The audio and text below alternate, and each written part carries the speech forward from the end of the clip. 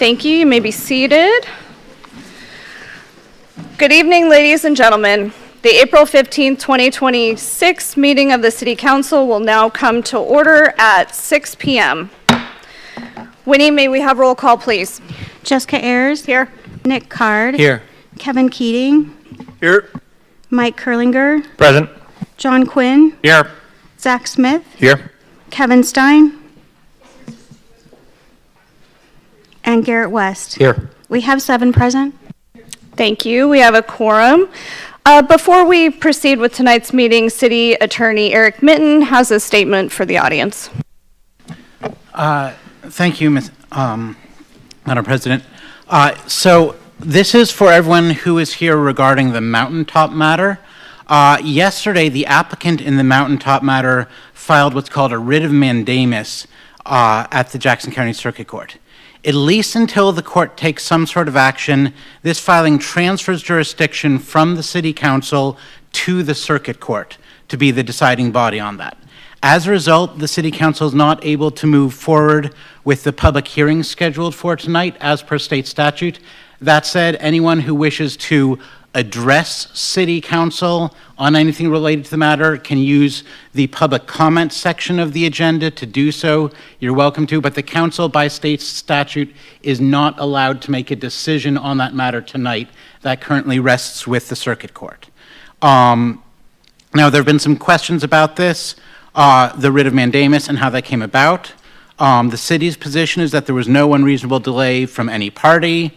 In reviewing the timeline, we agree that there was a noticing error by city staff that resulted in a 14-day delay. And as allowed by statute and code, the parties had requested and obtained time for additional briefing, and then there was an appeal to City Council. The fact that January had 5 Thursdays also added another week into that timeline. While the 120-day deadline was exceeded by 25 days in this case, the city believes the process was moved forward with reasonable diligence under the circumstances. That said, city staff will be conducting a full after action on this matter to determine what, if anything, staff could have done differently to get through this process, including the appeal within 120 days. The Circuit Court does have discretion in how it structures the hearing moving forward. That said, the City of Medford will be requesting and advocating that the Circuit Court provide both sides a full and fair opportunity to be heard through the Circuit Court, similar to the hearing that would have occurred at City Council tonight. And as I mentioned before, if people wish to address council regarding this matter, they can certainly do so under public comment, but the public hearing that is set for item 90 cannot move forward under state law. Thank you. Mr. Val. I would just also announce for those standing, the room here at the end of the hallway has been opened up. Has seating available for it for anybody who is standing, and these proceedings are being televised in that room as well. Thank you.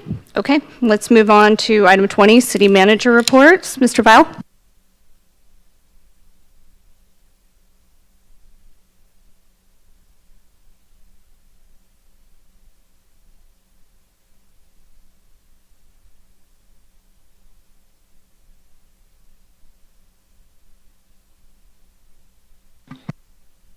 Madam President and members of the City Council, John Weil, the acting City Manager. So just a typical report that we try to provide once a week or every time we meet, some highlights of things going on within the city. First project, or the first item is to just touch on the Lazy Creek Fish Patches project. This is a project that was just completed last month. It was completed for about $661,000, which is under budget, which is good to report. What happened here is there is a fish passage problem on Lazy Creek right near the BMX track and the dog park where fish could not pass and go and migrate up Lazy Creek due to a box culvert that had a big jump in it, and it had been this way for decades. Oregon Fish and Wildlife was very concerned about this. They had continued to work with the city to try to find a solution. And when we did another project in a different location, they asked us for as mitigation to address this problem. So staff designed plans and led a contract to complete this project. It removed the box culvert. It added a new bridge that provides access to the BMX site and the dog park, and replaced the box culvert. And then it also built what's called a rough and chute. And a rough and chute is a series of pools with riffles that the migrating fish can move up and rest between going up the next one. So a great project, a successful project. I just note this was a little bit challenging, or more than a little bit challenging. The permits we had to receive is a Medford floodplain permit, a Parks permit, a U.S. Fish and Wildlife Service permit, the Army Corps of Engineers permit, an Oregon Department of Environmental Quality permit, the Oregon Department of State Lands permit, and permission from Oregon Department of Fish and Wildlife to do anything. A challenging project. Staff should be commended for a job well done. We just had the 73rd Annual Pear Blossom Festival. Since 1954, this has been an annual event in the city, and a lot of fun. The weather held out for almost the entire event, which we weren't sure that was going to happen, but successfully done. A lot of fun. A lot of people had a good time.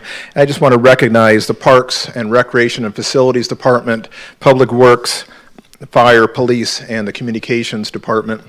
There's a ton of work involved in this thing to have it come off seamlessly, and appreciate all the efforts of those, and hope you guys had a good time riding in the parade and waving at everybody.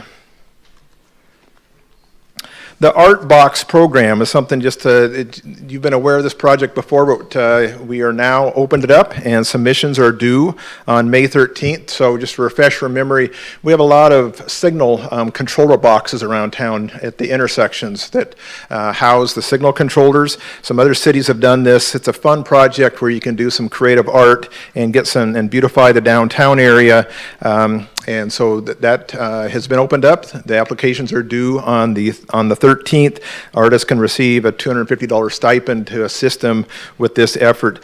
This project's being funded by about $25,000 in the planning department budget, and then augmented by about $5,000 from DMA that's doing this. So these are examples of some things done in other cities, and we're looking forward to the submissions we get. We're expecting some things with kind of a Medford theme and pears and all that kind of stuff. So we're very excited to see what we get.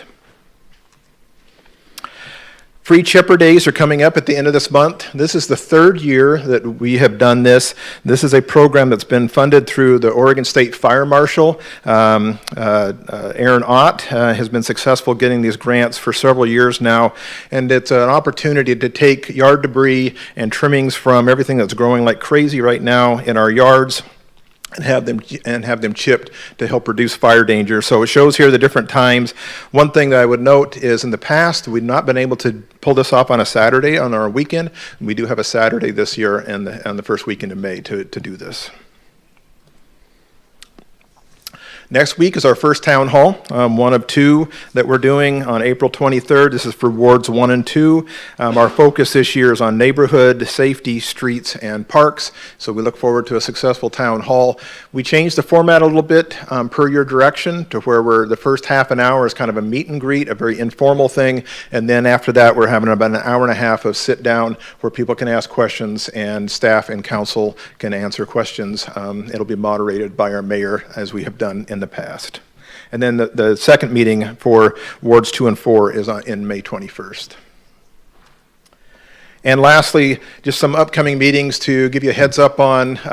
Next week also, we have a study session where we'll be revisiting Stevens Street, getting input from you on some suggested design changes from your last meeting, and getting input from you on that. The car wash code amendment is coming before you, the town hall I already mentioned. And then on May 6th, we're having the opportunity zone discussion, and then some WIFIA bonding capacity to discuss with you further. So some key meetings coming up here in the near future. And with that, I take any questions that you might have. Any questions for Mr. Weil? All right, thank you very much. Thank you. All right, moving on to item 30.1, employee recognition. Human Resources Director Bonnie Barish is here to recognize 2 work anniversaries and 2 retirements. Madam President, Council, my name is Bonnie Barish. I'm your HR Director, and I have the privilege of talking employee recognition. So our first, hopefully, well, and all else fails. Our first person that we would like to honor is Patrick Percy. Patrick has worked for us for 25 years.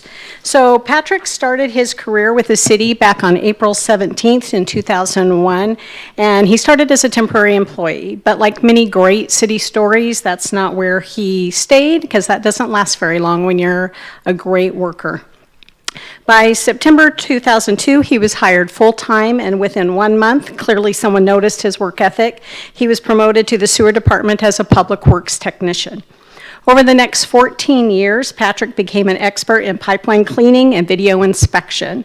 While most of us don't spend much time thinking about what's happening underground, Patrick has spent a career making sure that everything flows exactly as it should, which is something that we all benefit from every day. In 2014, he earned his DEQ Grade 4 wastewater operator certification, a major accomplishment, and that just speaks to his skill and his dedication. In 2016, Patrick stepped into a leadership role as the sewer collection system supervisor, where he continues to lead today. He's also played a key role in the city's Cured in Place pipe program, helping rehabilitate over 40 miles of sewer lines, an achievement that has a lasting impact on our infrastructure. One thing that really stands out about Patrick, many things stand out, but one specific thing is his incredible knowledge of the system.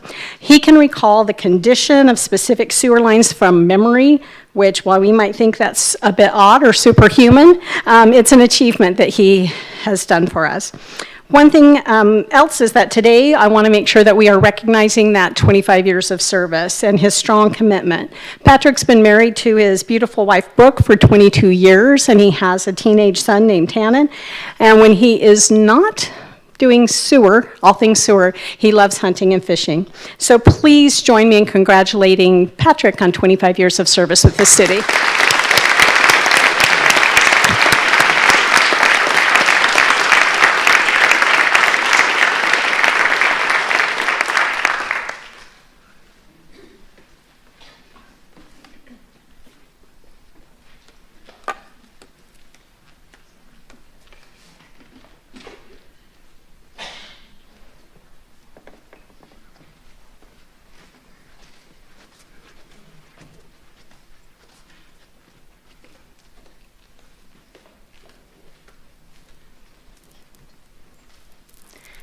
We'll get your picture with Dawn and Dan, too.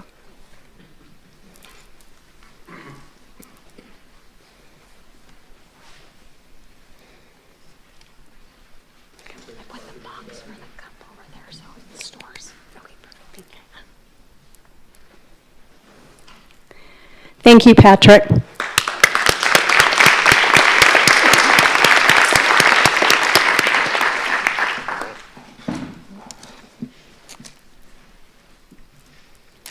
All right, our next recognition, think about this, 50 years of service between 2 people.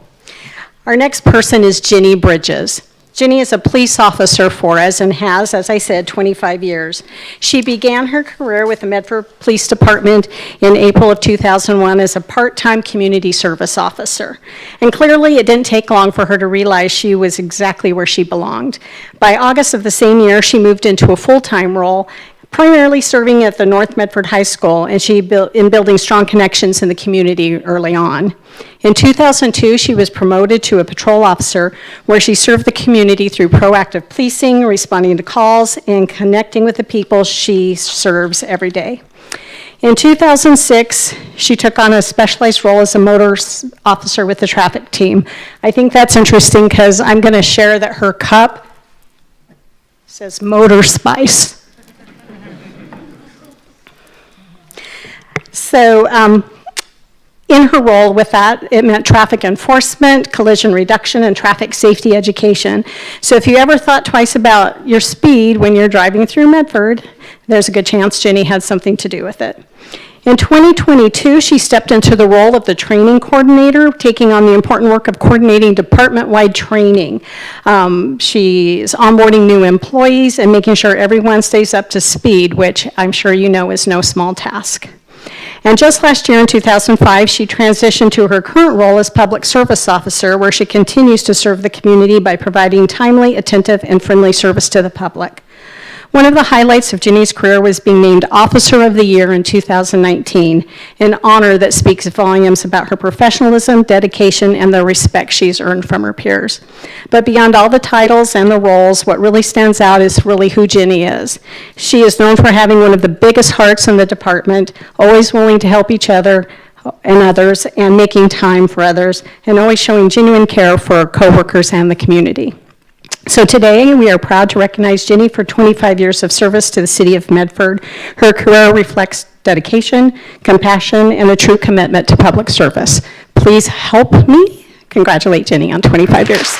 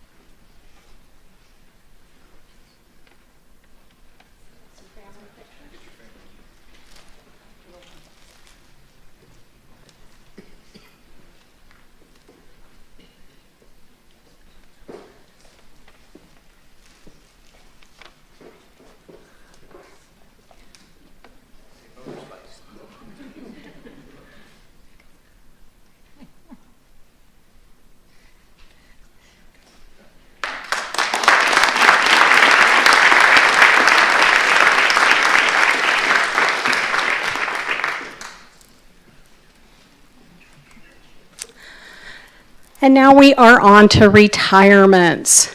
Woo! So our first retiree is Alan Rogers, who retired a little bit earlier this month and couldn't be here tonight, and he retired as a fire captain, 20 years of service. He is just a dedicated person and quite a hoot. So let's congratulate Alan on his retirement.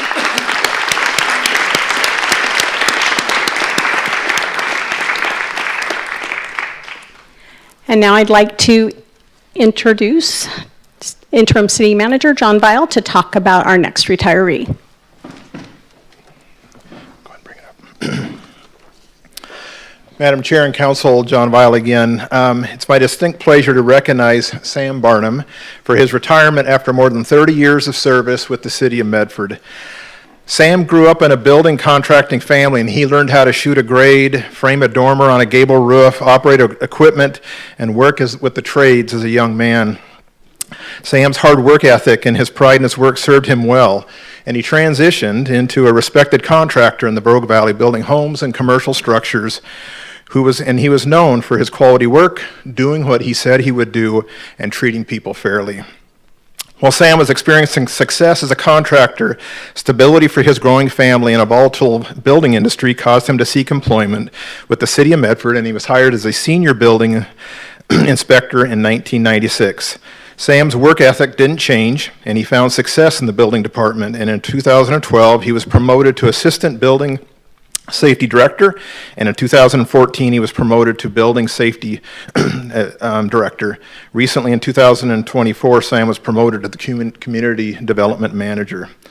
While Sam has worked for over 30 years for the city, he never really viewed himself as a government bureaucrat, a regulator, or even as a city employee. He viewed himself as a building contractor who happened to be taking a break from building, a 30-year break I might add, but in his heart, he was still a building contractor. It was this way of viewing himself as a contractor that was the key to Sam's success. Sam never forgot how it felt to be waiting for a permit. He understood what it felt like to get a cryptic or unclear comment on a set of plans. He clearly knew the importance of building inspectors showing up, knowing and understanding the building code, and being responsive so a project could progress. As the building safety director, his personal experience as a builder transitioned to his expectations of his staff and of the whole city. Every department involved with building and development with the building and development community knew that if we were late processing a permit, Sam was coming and looking for you. Sam also expected, and actually he insisted, that his building inspectors were more than regulators. He expected them to be problem solvers and partners with the builders. Simply saying no without offering a solution was unacceptable to Sam. As I noted in Sam's recognition for his 30-year anniversary a short time ago, he has made a career of finding that sweet spot of working as a building official, regulating the building industry, while at the same time serving as a true partner with them. This is a balance that all of us seek and all of us want, but it is very difficult to achieve. Sam simply made it look easy. Others saw Sam's ability as well, and he was recognized in 2021 when the statewide Oregon Building Officials Association awarded him the Building Official of the Year award in recognition of his outstanding contributions to building inspection and safety. In January of this year, Sam was again recognized by the Builders Association of Southern Oregon, the very group that Sam's staff oversees, where he was awarded a certificate of distinguished service that noted in part, quote, "Your collaboration, wisdom, and steadfast dedication have made a lasting impact." Sam, almost all of us can really hope for is that our hard work and our efforts made a positive difference. Know, Sam, that you made a positive difference. Congratulations for your more than 30 years of service to our community and to the city of Medford, and for now your retirement. You've earned it. Enjoy it.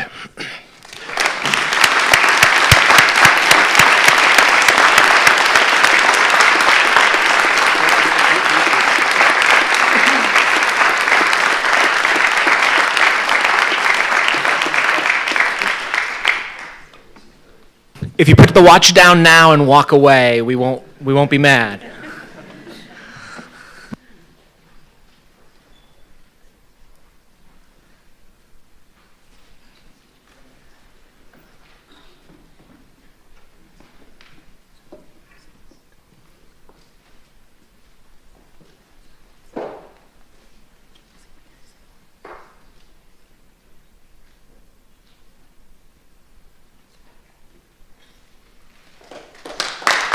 Thank you, Sam.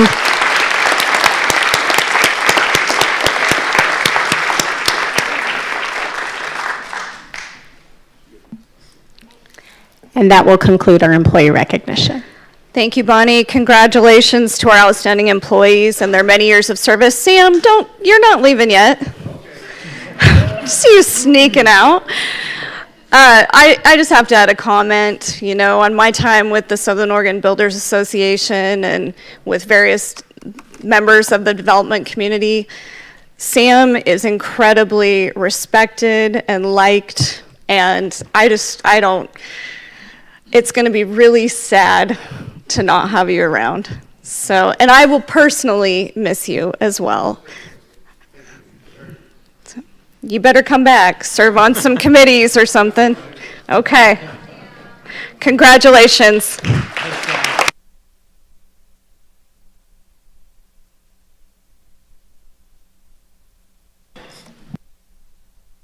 We're now going to move on to item 30.2, Medford Water Quarterly Update. Medford Water Manager Brad Taylor is here tonight to provide a quarterly update. Welcome, Brad.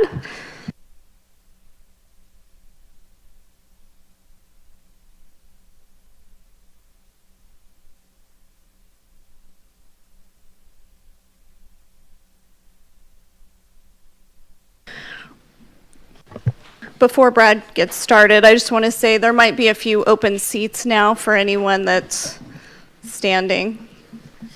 Thanks.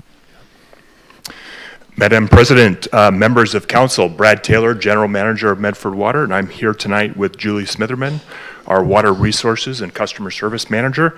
We're here to provide two topics of update to the council.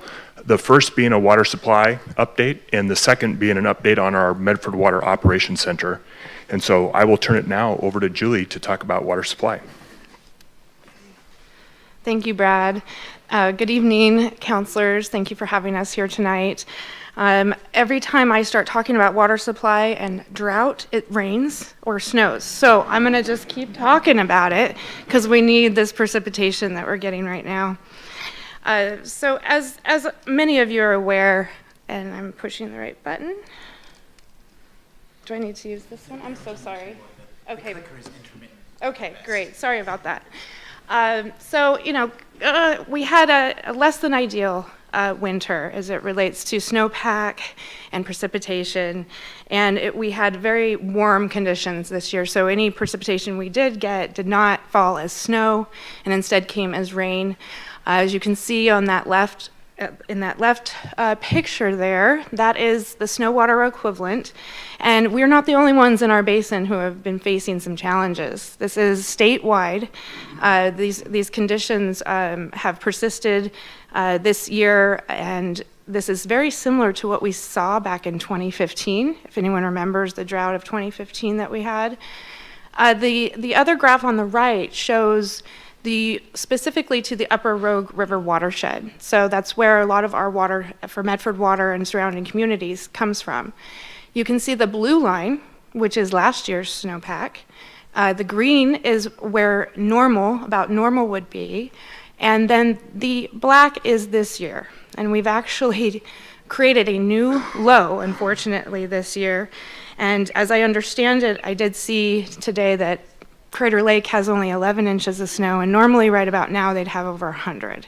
So definitely we're experiencing some pretty dry conditions going into this summer season, irrigation season, and when usage starts to increase. So with that, as I know that many of you are aware, you may have heard that the Jackson County Commissioners declared a drought on April 1st. And with that, they sent a letter to the state requesting that the governor also declare a drought emergency for our county. We've had these drought emergencies in the past, and what happens with that is once that's approved, there will be an executive order which opens up channels and allows state agencies to work more closely with counties, relaxing some of the rules, expediting processes, and opening up emergency tools for water right holders throughout our county.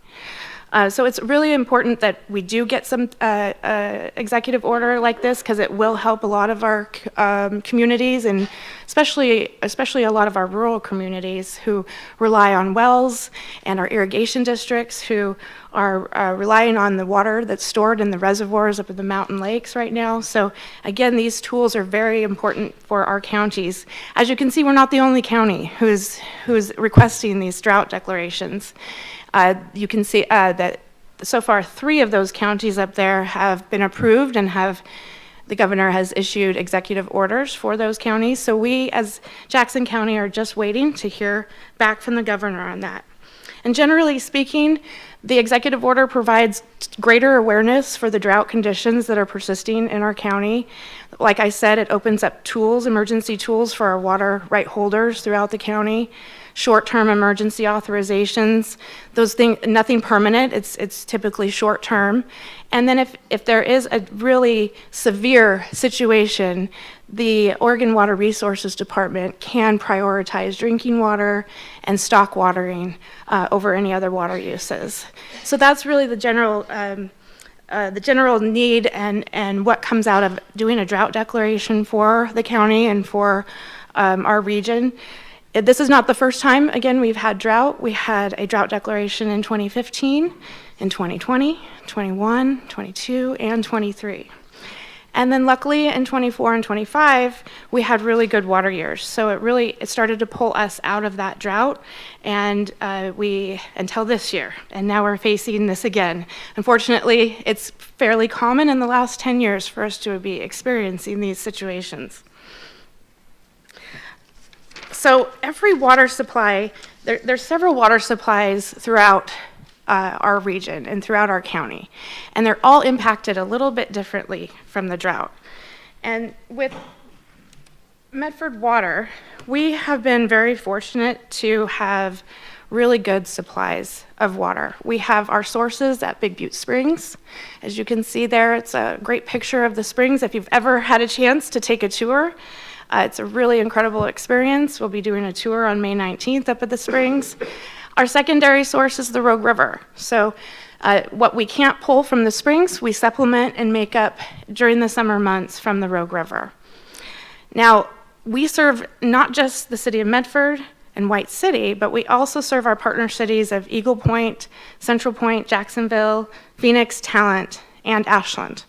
And currently, we do have a sufficient supply of water coming into our communities from the Big Butte Springs to serve all of those communities and with normal usage of water. Now, as the weather starts to warm, that's when we need to increase, and usage increases, that's when we need to start using water from the Rogue River. And so the Duff Water Treatment Plant, or drinking water plant, not to be confused with the reclamation plant, just to be clear about that, we will be running next week. So that's we're commissioning it currently, getting it ready for next week, as we will start to need it as demand has started to increase. Even though we are experiencing some rain, this is the typical time of year that we might see supplementing that Big Butte Springs source with our water from the Rogue River. So in general, as we monitor these conditions, experience and tracking of previous water years where we had drought conditions, we are very comfortable with these two sources and their ability to supply adequate supplies to all of these communities through the summer months. We're not anticipating having to do any mandatory restrictions. However, it is still a finite resource. It is still a very valuable and precious resource. And it's important for us to be good stewards of our water supply. Any way that we can cut back on waste, fixing leaks, sometimes just fixing leaks, avoiding any type of waste, and then participating in the many water efficiency programs that we have at Medford Water to help our customers understand how they use their water, where they could be more efficient, and just knowing how we use our water can be helpful in situations that we're facing like this year. With that, we want to take a very coordinated effort with the City of Medford. Me and my team have been working closely with KJ, your communications director, to make sure we have a coordinated and joint messaging going out to the community as we go through these summer months and usage starts to increase. And we will communicate also with our partner cities. They're very important in this process, and we want to have those joint messaging, so we're not confusing all of our communities with different messaging. And we will communicate with the media as necessary as well, so that we stay ahead of the situation and we can provide the best available information to our community through that outlet. In addition to that, like I said, we'll be monitoring our supply, our demand, and we'll be providing any notifications if conditions change. We've created a water supply webpage, so it's medfordwater.org/water supply. We'll be updating that regularly with information regarding supply, demand, and potential actions that customers could take. And we will have FAQs. As many questions as we've thought of, we've provided some answers, and hopefully that will help a lot of our customers if they have concerns or questions. We'll also provide local resources, so Jackson County, for any of our rural residents and anybody who don't live or have municipal drinking water, they can reach out to our water master to find out what kind of tools they have to get them through this summer. And then again, like I said, we have many water efficiency programs that customers can take advantage of, including rebates. And then we encourage customers, if they have concerns, to reach out to us at Medford Water, and we'll walk through it with you, go over your water use, and help you find the best ways to be as efficient as possible going through this year. And that concludes my report. It's very short, but do you have any questions for me? Any questions? Katie? Generally, has our demand been increasing over time in the last 5 years or so, or is it pretty steady? It's pretty steady, actually, and typically in the month of April, we see about between 17 million gallons per day to 25 million gallons per day, and we're hovering right around that 21 right now. So we're right now where we are expected to be. We usually peak around 54 million gallons per day in the month of July. But remember, part of that water is coming from Big Butte Springs, and then the rest of it is supplemented through the Rogue River. So at least 19 million gallons a day will be coming from the springs, and the rest will be made up in those peak months from the Rogue River. Any other questions? All right. Thank you for your time tonight. Thank you. Okay, now we're going to move on to item 40. Oop. Brad. That's actually perfect if you want to move on to item 40. I can provide an update on the other topic at another time. My as well. apologies. You are more than welcome to provide your update.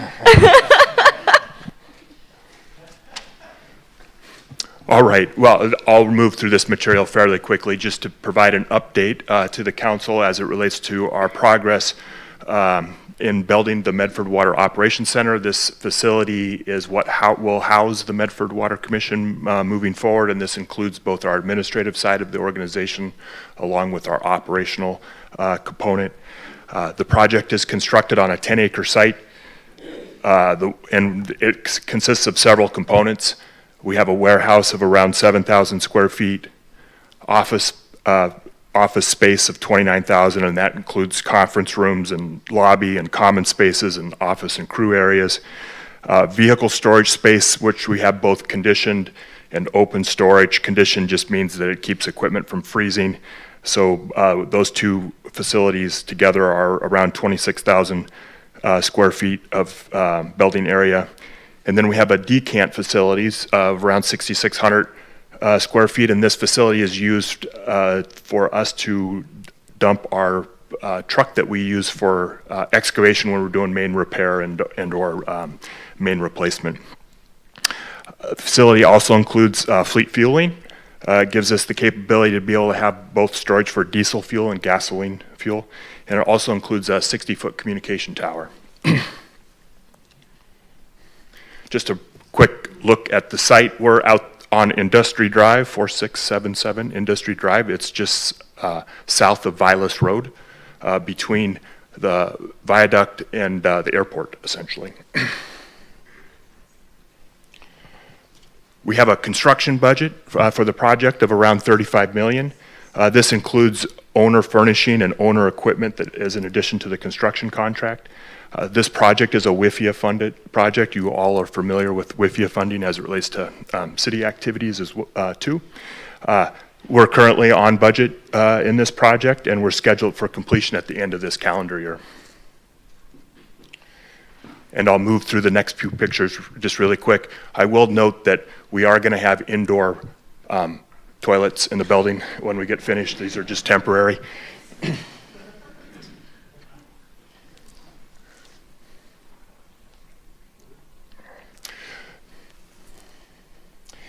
Yeah, just to move through just quickly, this brings us all, Medford Water, into one location. This is really important for us in terms of our work culture and how we serve the community. The project is intended to be seismically resilient, meaning that the facility will be fully functional after an event like Cascadia. The project starts out with having diesel backup power generators, which allow us to run the whole site off of those generators, and fuel to be able to do that for up to 2 weeks. We eventually anticipate adding some additional solar and a battery component that would allow us to run indefinitely off-grid to support our operations if we were to have to respond to an event and the electric grid system was down. The building also includes an HVAC equipment that addresses the smoke that we can commonly get in our valley during the summer and makes the space safe for us to work in through all of those types of events. We're located near the airport, which will be a critical hub. If we do have a major emergency, that's where a lot of supplies and equipment will come into the region. The project will have a landscaping and demonstration gardens to help educate not only school-age kids, but customers on how to wisely use the water. We're really looking forward to this and something to share with our community. It will also house redundant IT, information technology, and OT, operation technology equipment that's critical for the operation of our utility during emergency. And these servers will be connected with dedicated fiber between our Duff Water Treatment Plant and this facility so that they can back each other up. And we've planned for growth within this facility. So with that quick presentation, I am done. Yeah, Mr. Card? So, hey, Brad, one of the things I was just thinking about doing some rough numbers in my head, the size of this facility, 29,000 square feet, it's a pretty sizable, you said that was the office space number, correct? Yeah. So what Correct. kind of staff numbers are you guys looking at? Because that's quite an upgrade from the amount of space that you guys were looking at, or you're looking at today, even with your space in the Losman Annex. It is larger than our spaces that we have today, but one of the things that's hard when you're looking at the numbers is just a recognition that we do share some common spaces with the city of Medford.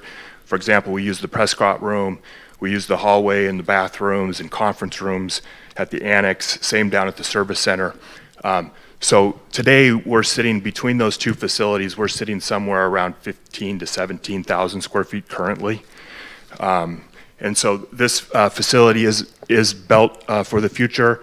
It will house somewhere between 55 and 60 employees. So yeah, we did a space needs analysis, and this and that determined the sizing and the appropriate need for that sizing for the building. Yeah, thank you. Anyone else? Oh, Garrett? Brad, I did want to thank you again for being gracious enough to take me on the tour of the new office site. I thought it was a lot of fun to go and see it physically.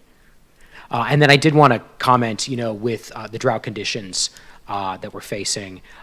Thank you, first of all, for having your staff communicate with the communications department so we have a unified message, not only internally in the city, but valley-wide. Yeah. I think it's really important that the whole Rogue Valley community have the same kind of information and the same talking points on this.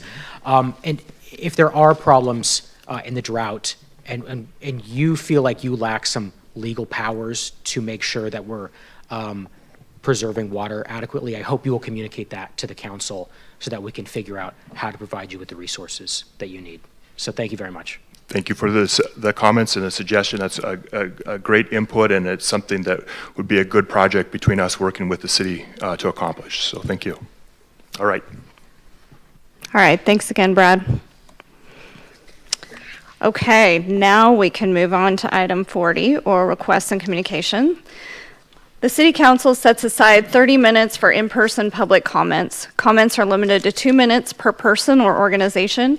As outlined in the agenda, the public may also submit written comments to the council. Winnie, please note the written comments received for the record. We received written comments from the following 14 people requesting the City Council reconsider its decision to restore Main Street to its prior configuration. Aaron Mahaney, Jenny Raig, Celeste Belden, Amy Catherine, Andrew Cube, Sherry Wynn, Mike Dennis, John Bergendahl, Kara Baylog, Brendan Binger, Andy Whitlock, Amy Bell, Abigail Schilling, Daniel Say. The comments were submitted to the mayor, the city council, and appropriate staff. Comments are also available on the city's website. There were no other written comments received for agenda item 40. Thank you, Winnie. Before hearing public comments, I would like to note the decorum policy for council chambers. The use of noisemakers or disruptive audience behavior, such as applause, cheering, or shouting, is not permitted. Decorum violations are time-consuming and disrespectful to the speaker and all attendees.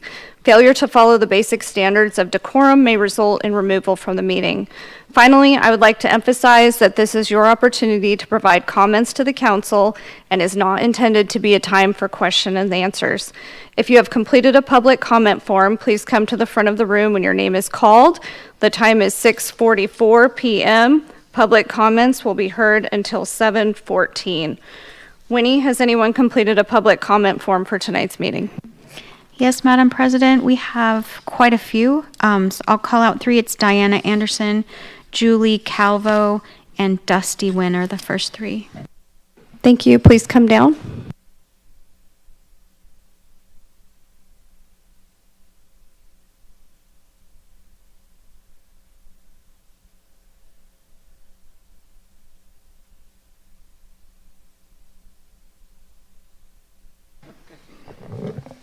You can just stage in the front there. Okay. Thank you, Council, for having this opportunity. My name is Diana Anderson. I've been here before. Last time I came, I gave 3 definitions of climate-friendly areas specific to the Southeast Plan over by East Barnett Road, and how they exactly measure up in definition to neighborhood settlements in Moscow during the 1960s. Today, as a former teacher, I always like to give out a handout. Do you have this in front of you now? Okay. We're not going to go through all these. I just want to draw your attention down to the American Planning Association's Smart Growth Legislative Guide. This came out in 2002. It's 1,400 pages long, and you can download it on the web. And if you want to know where your Medford Vision 2040 task force and your climate-friendly areas came from, they came from this document. And the directorate of this document, 1,400 pages, actually quotes his source work for smart growth from the United Nations. So this document right here circumvented state and federal constitutional law. It also circumvented any democratic input for people to vote whether we're going to have climate-friendly areas or not in our town rather than wards. And all the urban planners right now and builders of all the apartments and things here, they have no idea that they're actually building for the future for climate-friendly, walkable neighborhoods. And all the consequences of that are coming. I have researched now for 30 years. Even Dennis Richardson wanted my research, although at that time when he was Secretary of State, he did not want me to make it public. But I am now, and I thank you for letting me do that. Thank you. I hope you read this. Thank you.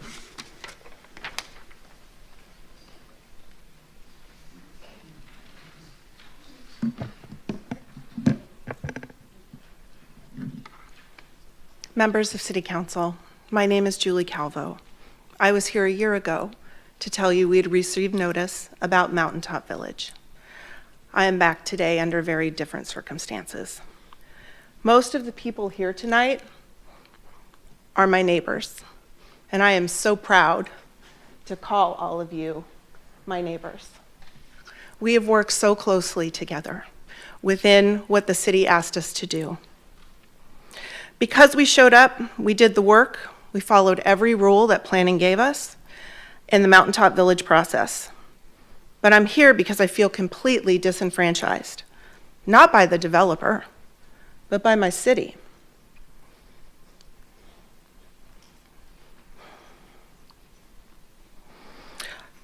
Oregon ORS 227.178 makes it the city's responsibility to manage the 120-day clock. And I'm going to assume that you all know what the 120-day clock is. I'm not going to go into a lot of detail on it. But the 120-day clock is what the city knew they had to do in order to take a final action. But we didn't know. And when I asked yesterday, how were we to know? I was told by staff, do you expect us to tell you every rule? And I said, well, gosh, if it's a 120-day rule that would disenfranchise us, I would expect that you would tell us that. And there was no further comment, and there was no further discussion on that topic. That 120-day action had to include local appeals within the time frame, and it didn't happen. We participated in the Planning Commission hearings, lost by a single vote. Exercised, I lost my place. Lost by a single vote, and exercised our right to appeal to the City Council, exactly as the code promises us. Oh, I'm going to ask for a bit more time. Well, if you want your neighbors to be able to speak too, then we need to keep this moving. Okay. At no point did anyone in the planning department or city attorney's office warn us that the 120-day clock would run out, or that our appeal could be cut off, or that the city didn't act in time. Instead, the city missed its own statutory deadline, and only afterward did staff at the city suggest it was somehow our responsibility, that it was our attorney's fault to manage the deadline, and that the state law puts that on the city.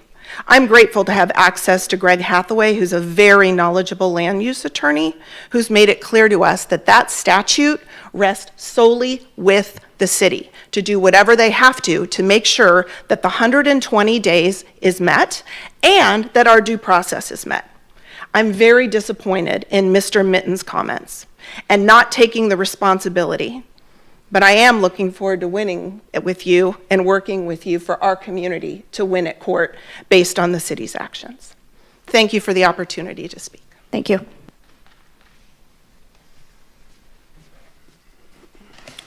I also represent the 457 people withstanding that are opposed to the Mountaintop PUD. I was the one responsible for spearheading the financial efforts of raising the money required in order to go through the process, and ultimately was supposed to be here today. We have spent tens of thousands of dollars, and dozens of people in this audience have made huge financial commitments to get here today. And because of the mistake the city made, they will not be heard and they will not be given their due process. Also, when I asked for the funds, I told them that tonight would be the end. And I said they would not have to contribute any more money. And I have a responsibility to these people to use their money the way it was intended, and that was taken away by the city. First, I am requesting that the $3,600 application be refunded back to Mr. Hathaway immediately. Second, we spent thousands and thousands of dollars to prepare for tonight, and now that money is moot. It is wasted. Mr. Hathaway will be sending over what those costs were, and we do expect the city to refund those costs. And lastly, we did not expect this to go any further to today, and you can imagine, and we were prepped today, the financial burden that is going to fall on all of us to now have to defend ourselves because of a mistake that was made. We also understand that Mr. Mitten is not a land use attorney. We purposely hired one of the best land use attorneys in the state because we knew the applicant and we knew what we were going up against, and we knew it was our only chance. And yes, we had 3 votes of commission, and I am so sorry that you didn't get to hear our appeal today because I think you would have agreed with our stance. We are also going to be using Mr. Hathaway to assist, and I do appreciate Mr. Mitten saying that they're going to do everything they can to make sure that our due process is given and our voice will be heard. It is not possible without Mr. Hathaway. And so now you can choose if you want to put the financial burden back on us. We are not going away, but we will be requesting that the city covers the financial burden of Mr. Hathaway so that we are given our due process the way it was intended and the way it should have been tonight. Thank you. Thank you. Winnie, next. Alex Golden, Kevin McDermott, and Jacob McCowan.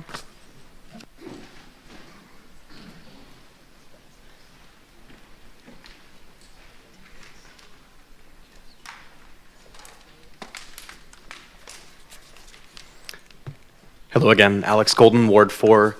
I think we have a very serious issue to address tonight, so I hope you'll pardon all of you a little bit of clowning for just a moment. I brought with me tonight 2 very important things for my safety as a cyclist, and I'm here to talk, of course, about Main Street.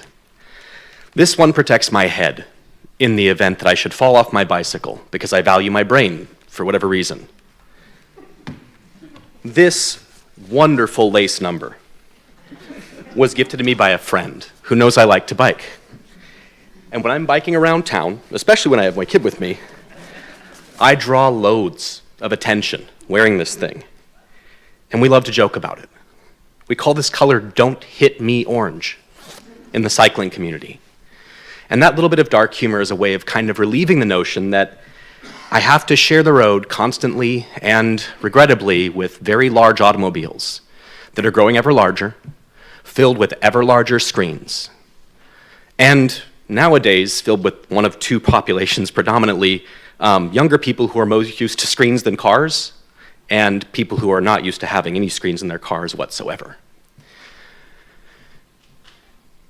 When Medford put in a protected bike lane, the first and only protected bike lane we've ever put in, it was a beacon of hope to people like me, people who've been biking our whole lives, not as Lycra-wearing enthusiasts, not as people with no other alternative, but as people who just want a way to get around town that doesn't involve getting behind the wheel of an ever more expensive, gas-guzzling monstrosity. I like cars, I drive cars, I'm not saying cars are bad, but biking offers a level of freedom that cars don't. Remember this color, please. It's called "Don't Hit Me Orange." Thank you. Thank you. Next.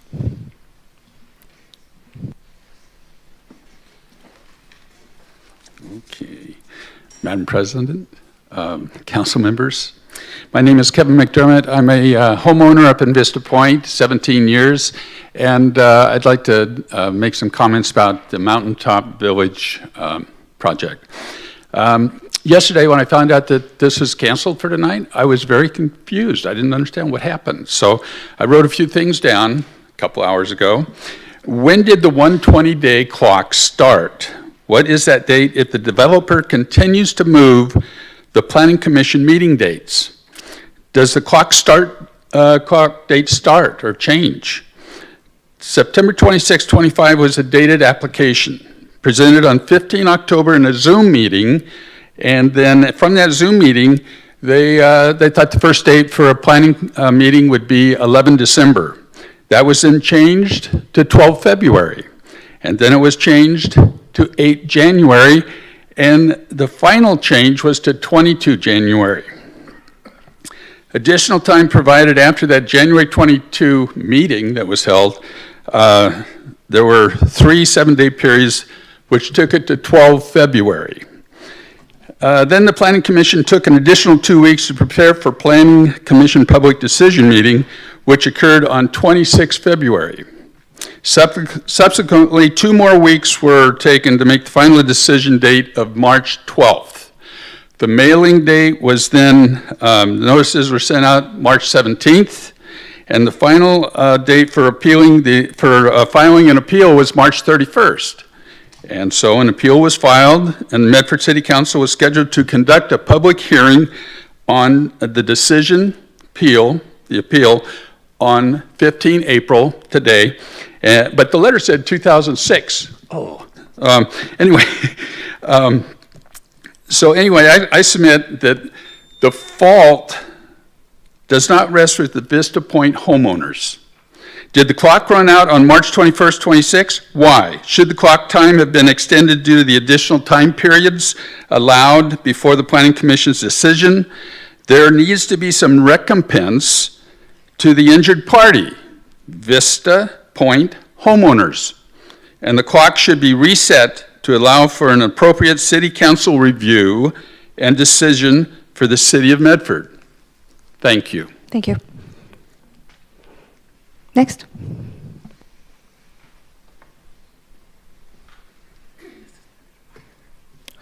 Hi, my name is Jacob McCowan. I'm here to speak on PUD 25-292, and I would like to thank the council for this opportunity. Can you please raise your hand if you are here for Mountaintop tonight? These are just a few of the faces of the members of this community that the city of Medford failed. The facts are simple. Our community's voice has been silenced, excuse me, by a clock. Timeline mismanagement by city staff has neutralized the public's right to a local hearing, bypassing our elected officials and handing the project's fate to a court. Because the planning department failed to adhere to the statutory 120-day rule, this council has lost its jurisdiction over PUD 25-292. Our right to appeal the Planning Commission's decision regarding building incompatibility has been stripped away. This failure has caused a deep erosion of trust. What should have been a transparent process has become an administrative oversight that prioritizes developer timeliness over community due process. We cannot let this pass in silence. We respectfully request a formal and transparent investigation into how this deadline was missed and a clear accounting of why our right to be heard was allowed to expire. What remedy will this government body offer its citizens? Thank you.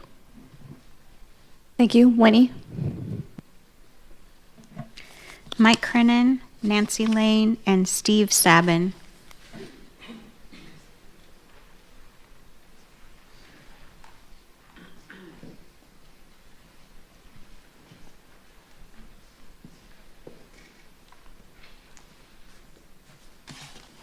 Hi, my name is Mike Crennan. I'm a resident of the Vista Point neighborhood for the last 11 and a half years. Came here tonight prepared to speak on our appeal of the Planning Commission's decision. Again, I guess as you are familiar now, since that timeline has run out, I'd rather comment tonight on my disappointment in the planning process. This is my first experience with Medford Planning Commission or any sort of a planning process. Definitely not impressed by what I've experienced. From the very beginning, 2003, citing what would be the largest or one of the largest apartment complexes in Medford at the far end of a single-family residential neighborhood seems like a huge mistake from the outset. The more recent reluctance of city planners to enforce reasonable compatibility requirements is another huge disappointment. And then finally, the botched timeline is inexcusable. If Mountaintop Village permitting process is a typical outcome of Medford planning, then I would ask, why have planning at all? I mean, what possible good does it do? This, essentially, we've got the same outcome as if there was no planning at all. Our neighborhood has put in lots of time and effort into opposing the Mountaintop Village revision, and now we've been denied the last step in the city planning process. It's very disappointing. As city councilors, I think you need to know that the residents of Vista Point are extremely frustrated, even angry with this. And I would ask all the Vista Point residents here who are in agreement with that, please raise your hand. Thank you. Next. Ma'am?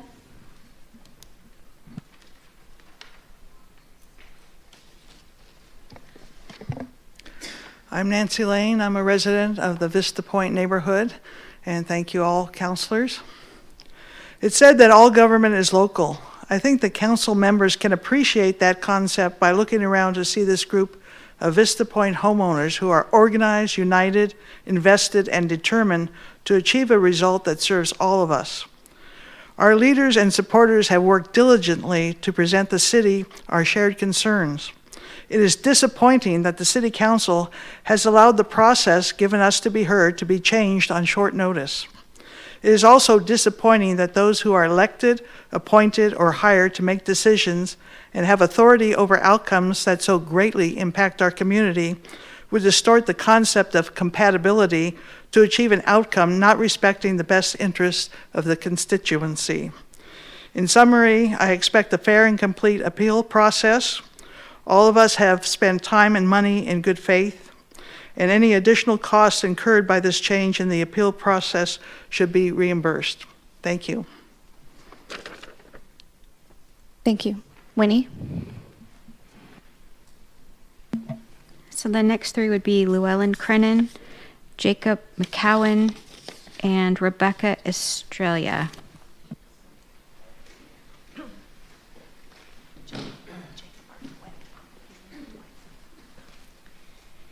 Hello, my name is Llewellyn Crennan. All of my neighbors know me by my nickname, Jake. And I have a dog that a lot of them probably don't recognize me tonight because my dog and I walk 2 or 3 times a day all around our neighborhood. I have my hair pulled back, my sweat's on, and some of them saw me tonight. They didn't know who I was. Thank you all for coming because I have texted these people, talked, and so because I walk all the time, they come up, what's new, what's happening. They are so disappointed that this happened. You know, I don't think any of you live in our neighborhood, not that I'm aware of, but it's shattering to us. We've worked so hard for so many years. This isn't even all of it. Look at my folder here. I even have from 2017, the other architect that was in charge before CSA. We've been doing this for years. This is not just a couple of years. This is years, folders of information, flyers, door to door, talking. I've even done the webinars. I did the webinar in October, listening to the preliminary, what the fire chief said, what the traffic guy said. This is hours and hours and hours of time, not to mention, I put in some of my own money, not to mention these flyers, signs, the balloons I put up, trying to get people here. And then, of course, somebody keeps taking the balloons. That's all right.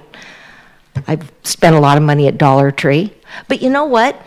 The crux of it all is when it was going to be Mountaintop Village, a village where you had amenities, swimming pools and common space and walking paths. That was actually going to be a nice area. And a few of my neighbors that are getting elderly that live in bigger homes said, we actually thought about when that's developed, we'll sell our house and move there. Then I don't have to take care of my own swimming pool. Well, not anymore, because Mountaintop Village is now apartment compound at the top of a mountain. That's really what it is. Thank you. Thank you. Council members, my name is Rebecca Estrella. I'm a resident of Vista Point neighborhood, and I'm here to comment on the Mountaintop Village project. Our due process was taken away. I have participated in good faith and expected a fair and complete process. I spent money to help cover attorney costs, and I'm extremely frustrated that the city dropped the ball. I want to know what the city's plan is to defend this error, and how the city will show the court this project is not compatible, and how this was allowed to happen. I'm asking the city to cover our attorney, Mr. Hathaway's attorney's fees on a move-forward basis, because these costs we should have never have incurred. Thank you. Thank you. Next. Sorry, so the next three are Kara Baylog, Erickson Baird, and Logan Bell.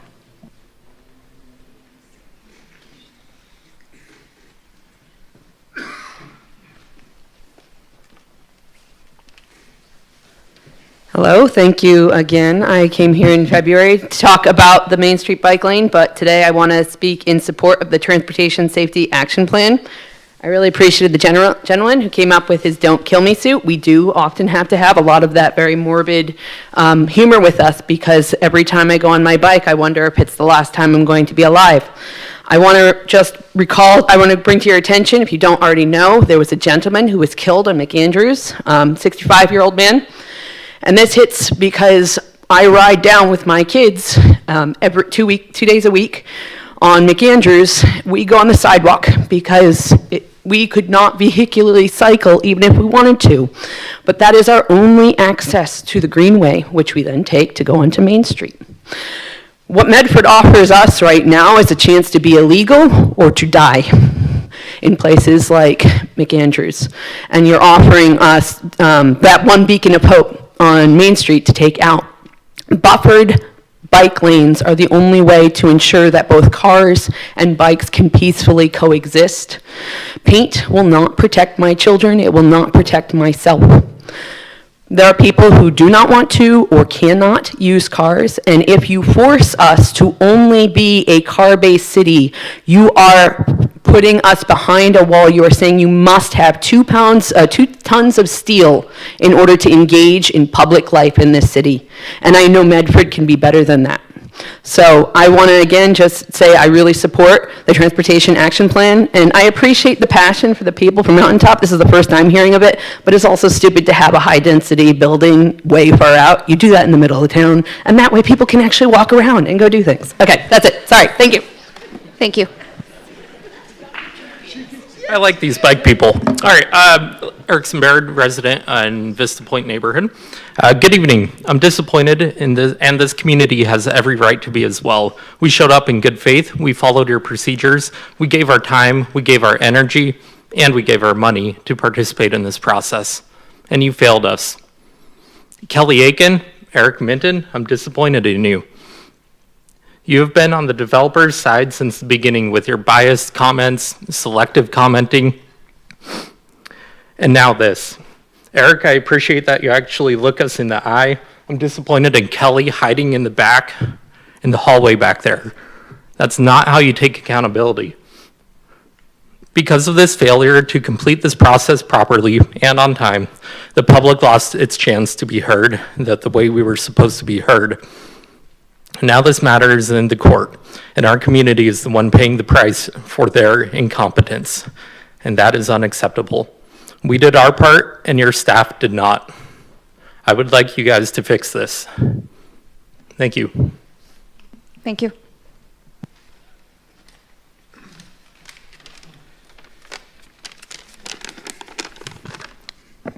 Good evening, councilors. I first want to say I thought it was, well, I'm a resident, Ward 1, and the first thing I'd like to say is I'm here to talk about the bike lane. And I thought it was pretty great the last couple months to see about 3 or 4 kids show up in support of the protected bike lane. And the word I want to emphasize there is protected. Here's the thing. As humans, we're all capable of holding contradictory thoughts in our head. I'm doing it right now. You don't know it. I'm sure you're able to do it as well. But I am genuinely having trouble reconciling tonight. Council is about to vote on the TSAP, a plan that explicitly calls out safety, explicitly names Main Street, and explicitly calls for protected bike facilities. At the same time, Council is still exploring option 2A, which makes those protected facilities go away. I can't square that quite in my brain, and I don't know how you do either. So what I'd love to hear tonight is a justification, not just for me, but for those kids who showed up. For they would lose their protected bike lane simply because council can't revisit an earlier decision. The kids showed up. They deserve an answer. Thank you. Thank you. Winnie, next.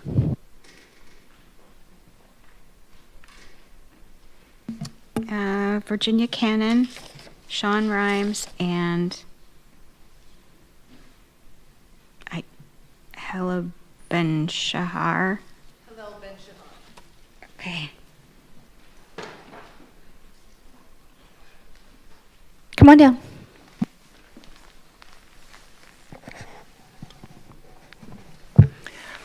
Hi, my name is Virginia Cannon. I'm a resident at Vista Point. I live on Park Ridge on Bordeaux. I was here preparing this morning to talk about something very different, but part of my talk to you can still apply.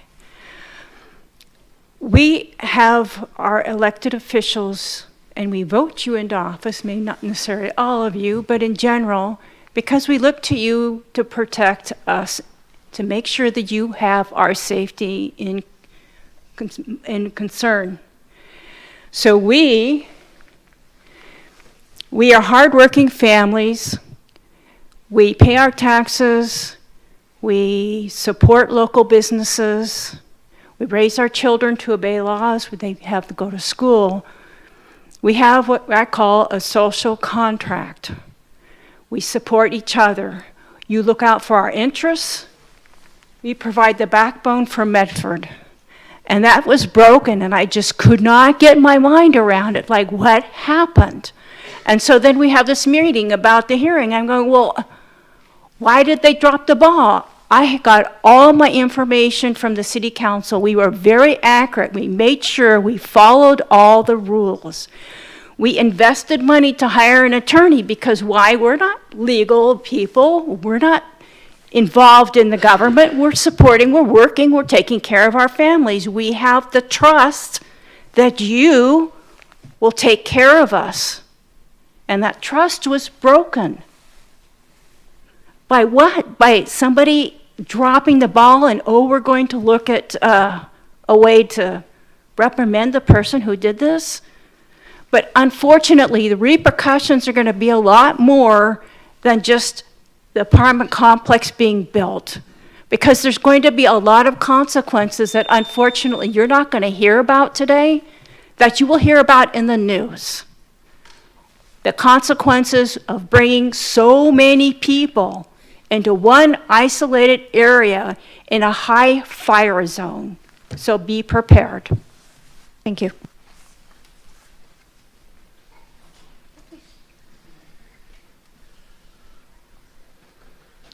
Hello, Sean Rhimes from Paradise Footwear.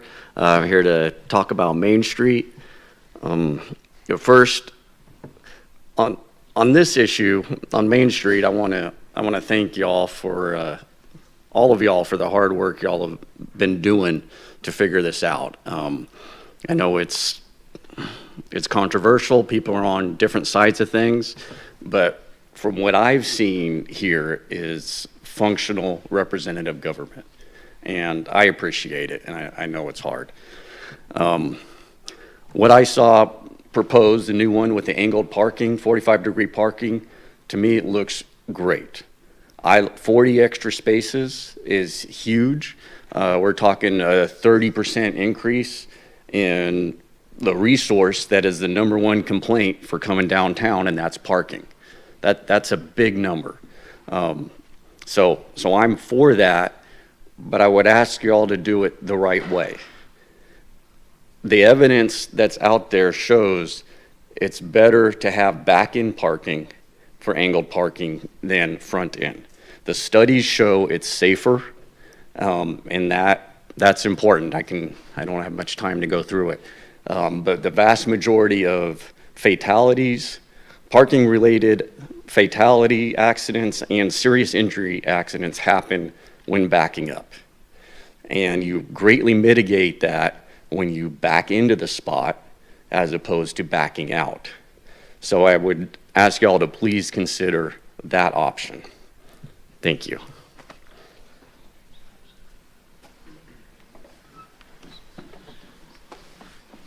Hi, City Council. My name's Halel Ben Shahar. Some of you know me as Mary Wallace. I worked on many of your guys' campaigns in 2022. First, here's a freebie for the Water Center.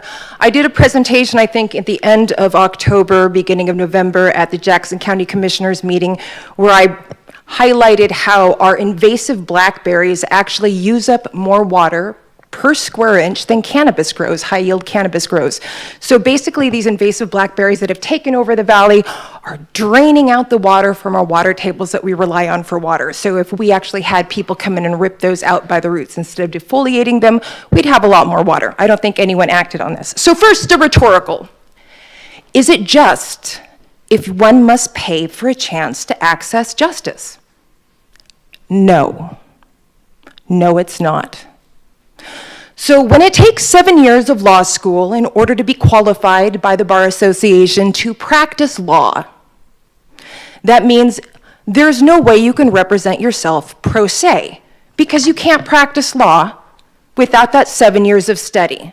The American Bar Association operates as a Sherman Act violating monopoly and price fixes the fees that lawyers charge to represent you. See, I am a battered wife, an abused mother, a sex assault victim who is chained through shared legal parental rights to the father of my children who sexually assaulted me 2 hours after my son was born, my first son, in my hospital bed at Ashland Community Hospital while I was drugged on medical necessary fentanyl after reparative vaginal surgery. I provided law enforcement and Deputy District Attorney, Jackson County, the evidence of my husband confessing to this sex assault. My hospital records demonstrating that I was cognitively impaired and therefore under Oregon law, incapable of consenting to a sexual act. The Deputy District Attorney refused to press charges, though I have her on audio as well saying that she totally believes me. The advocacy there has no safety plan in place for all of the other victims of sexual abuse and rape and child sexual abuse that are cut loose by Jackson County district attorneys, because our state is facing a crisis shortage of public defenders. So they no longer arrest and charge violent criminals, because then they get sued for violating due process as these violent offenders sit around and wait for representation. So basically, as a homemaking and homeschool mom who was beaten to crap for years, tormented by my husband during his drug-induced psychotic episodes, which was a 3-year chain. John Quinn here, who is my friend from the Jackson County Republican Party, as I used to, coordinate the precinct people there. I called him amid one of the beatings when I had fled to a hotel with my children in fear for my life, trying to get him to connect with narco detectives in California, where my husband was having some of these new novel psychoactive substances shipped from. So John's aware that this has been going on for a long time. Ma'am. So there are 230 residents in Jackson County. There are 5 free lawyers. There are 5 free lawyers for a county of 230 people. 1 in 3 women in the state of Oregon are victims of domestic violence. I'm sorry to cut you off, but I'm going to have to move on. 1 in 5 women are victims of rape. You do not have the infrastructure in place to protect us. Your police do not do their jobs. When I call Community Work Sexual Assault Hotline twice. Men answered the phone, and when I asked for a female operator from the director, I was chided, being told that men can be sexual assault victims too. So we don't have justice in the United States. If you have to pay for a chance to access justice, and the favor of the court is peddled to he who has the most money to pay the best lawyers for the most amount of billable hours, there is no justice in the United States. It's a scam. John, you know it. Oh, of course, unless you know someone, because John, I've got him on text message too, saying that he'd talk to my judge the next time they were at an event together. I'm gonna have to ask you to leave now. Thank you.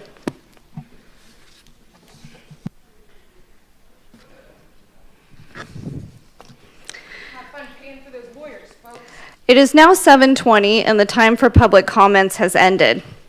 If you are unable to speak tonight, your comments may also be submitted to the City Council in writing. All written comments are received by the mayor, City Council, and appropriate staff. If you prefer to speak directly to the council during a meeting, our next meeting will be held May 6, 2026 at 6 p.m. I just want to make a comment to everybody. If you guys are here with the Mountaintop, you don't have to sit through the rest of our meeting, that we'd love for you to. As one of the Ward 4 councilors, I am so proud of you all for being here. Thank you for coming. Thank you for being so engaged. I've been on council for 4 years, and I have never seen this level of public engagement on any issue. So I really say I applaud you guys. I was just as surprised as you to find out that we were not going to be hearing your appeal today. I found that out this morning, and so I'm sorry that we aren't going to be able to hear that tonight. As Mr. McDermott had mentioned, land use stuff is complicated. I am not a land use attorney. I was not on the planning commission. Part of my job here is I got to understand what has happened. I want to make sure that you guys are represented. I'm going to be working with our staff to make sure that whatever this process looks like in the future, that we're able to ensure that there is a place for your voice in that as much as I can. This is an amazing show of support and activism, and it always warms my heart to see people turn out. I'm sorry that you feel like the city has failed you. I'm sorry that we were not able to hear your appeal today. That is something that I take very seriously, and I will do what I can to understand and address this problem. But I appreciate you all for being here today, and I'm sorry it didn't end quite on the terms that I think we were all hoping for. So, thank you. Thank you, Councilor Card. Yes. I think Keating was first. Thank you all for coming. I echo what Nick Card says, and we hope to see justice served here. Quinn? I'll leave it. Let's take a couple. Oh, okay. We're going to just take a couple-minute break here.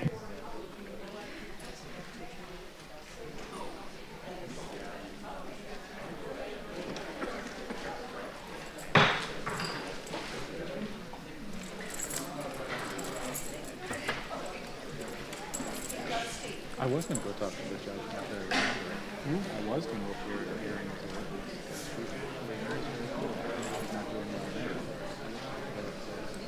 She never called me and told me when to wait.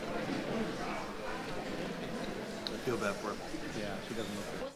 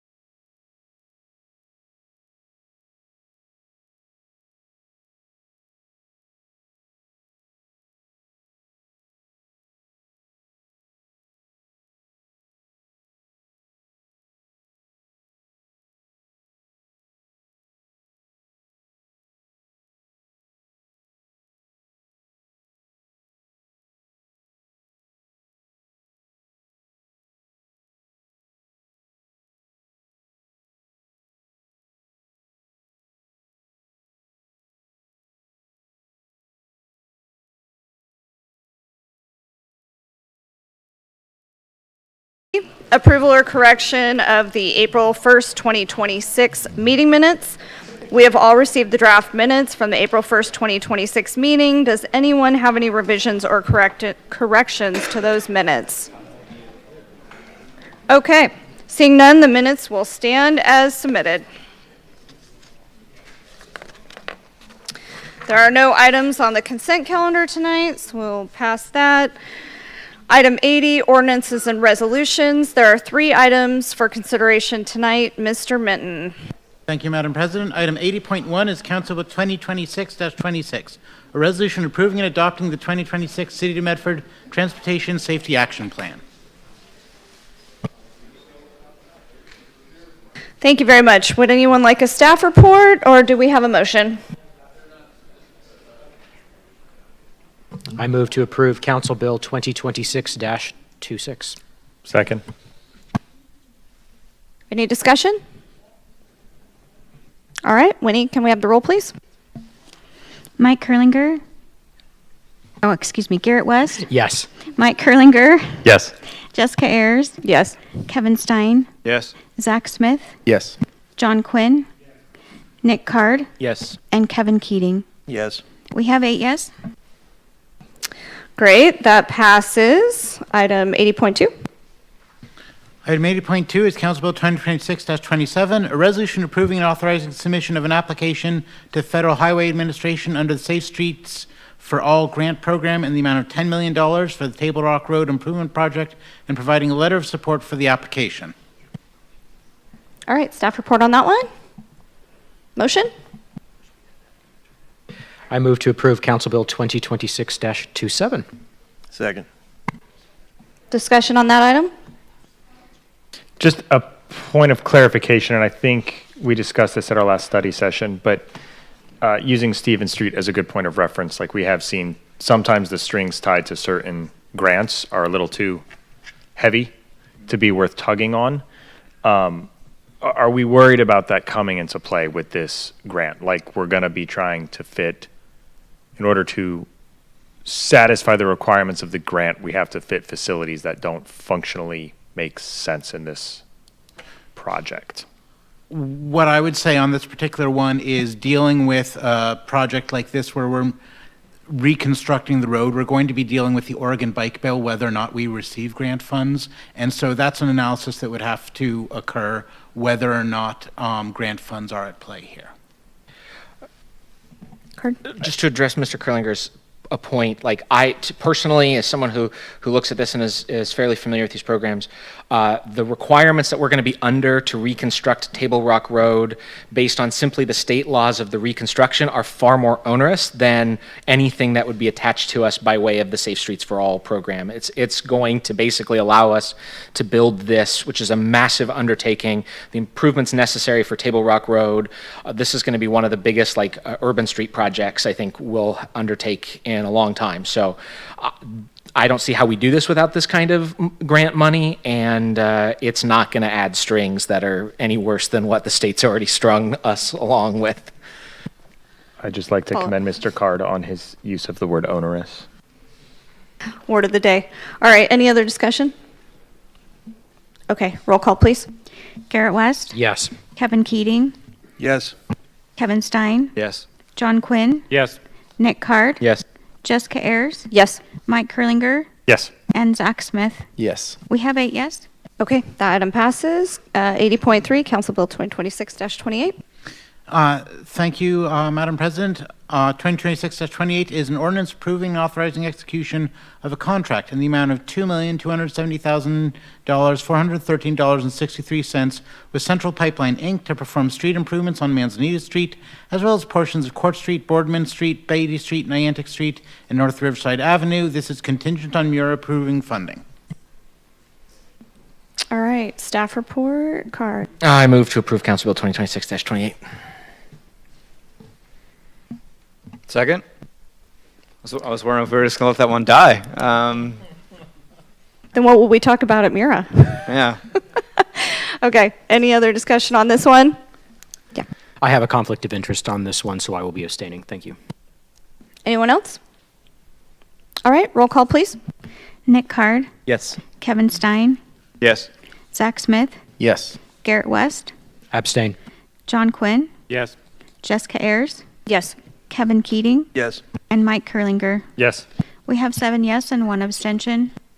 All right, that passes. Moving on to public hearings, Mr. Minton. 90.1 was going to be the resolution regarding Mountaintop. As previously discussed, the filing of the mandamus action under state law prohibits us from moving forward with this public hearing tonight. Thank you. So we get to move on to council business. We have a proclamation. Mayor Zarazinski issued one proclamation tonight recognizing Vietnamese American Remembrance Day. I will read that. Whereas Vietnamese refugees have proudly resided in the city of Medford, Oregon since the conclusion of the Vietnam War on April 30th, 1975, and whereas Vietnamese Americans have put forth their full toiling energy building the city of Medford in a multitude of prominent areas, including industry, economy, culture, education, and military service, and whereas Vietnamese Americans have counted on the state of Oregon as being their second heart, mind, and family homeland, and whereas every year Vietnamese Americans observe Remembrance Day on April 30th to solemnly honor the 58,000 American soldiers and more than 300,000 South Vietnamese soldiers who sacrificed their lives in the line of duty for freedom and democracy in South Vietnam from 1955 to 1975.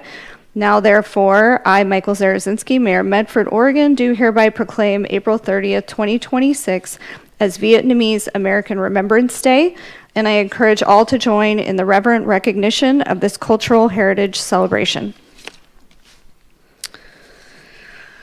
Okay, moving on to committee reports and communications, council officers update. I will turn it over to myself.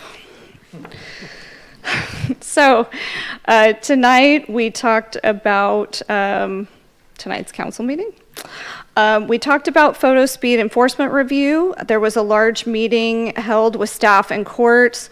They decided the best plan was to leave cameras in place in our two areas downtown, but add large feedback signs before each location. So that's going to be worked on. We also discussed memorial stones. On Saturday, May 16th at 11 a.m., we will be placing the Treasure Wheeler and the Oldswood stones. So we are looking for the mayor and maybe some council members to speak at that event. So look forward to participating in that if you can.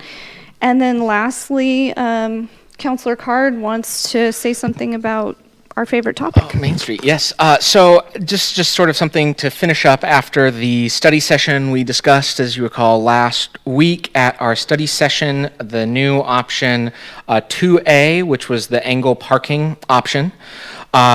We got quite a bit of press on this option, actually, and I know I personally and a few other councilors who've been talking about this have heard a lot of public feedback. We heard from Steve Rhymes, what's his name? Steve Reimer, about the value of additional parking. And so, what? Yeah. And so,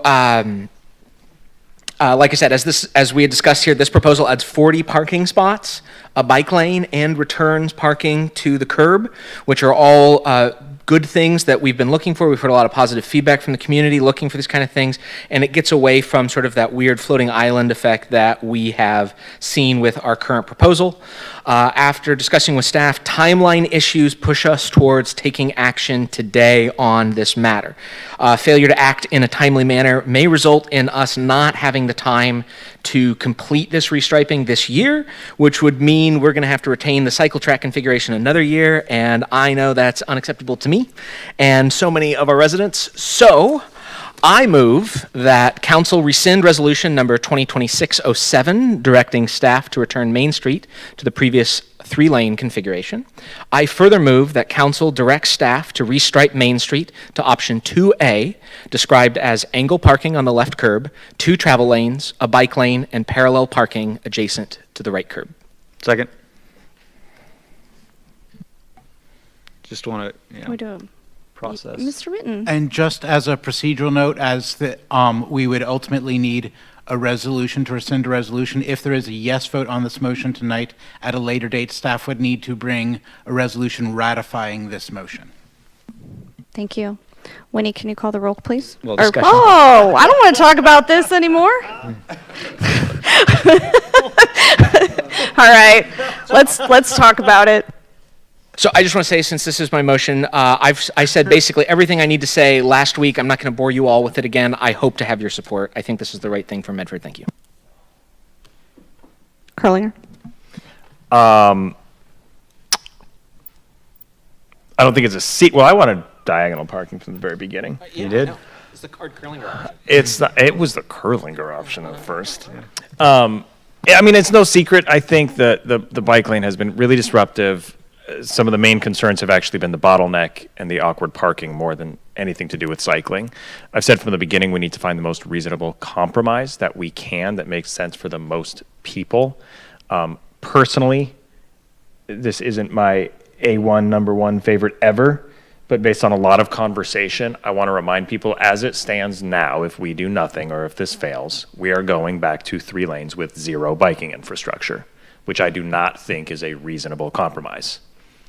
This will give us some biking infrastructure that's retained. It'll give us something to build on when we want to expand future biking infrastructure. I'm sick of people saying, well, it's a road to nowhere. There's no other biking infrastructure. Well, yeah, no kidding. If we never build any biking infrastructure, it's always going to connect to no biking infrastructure. So that being said, I know this isn't everyone's favorite decision. I don't think it's anyone's least favorite decision. So I'm in support of this motion. I think it has gotten us to the most reasonable compromise we can in these circumstances. I'll go first. Kenny? Mike. Preston, I'm sorry. So we're moving to a proposal that basically got no public support. Instead of the 2 proposals that did receive support. And then we're going to, give up all of the work that we did and the vote that we made, all of us knowing exactly how we were voting. And this is being done kind of in an undemocratic fashion, to be honest with you. So I'm not going to support this. Mike, to your point, I believe that there are sharrows, so there is some bike It's not a sharrow, it's an unbuffered bike lane. Yeah, that's what and I grew up additionally, with. this adds Anyway, parking that wasn't available previously. So I just, I'm not real happy with the process here, but I will be voting against it, and I fully look forward to being outvoted.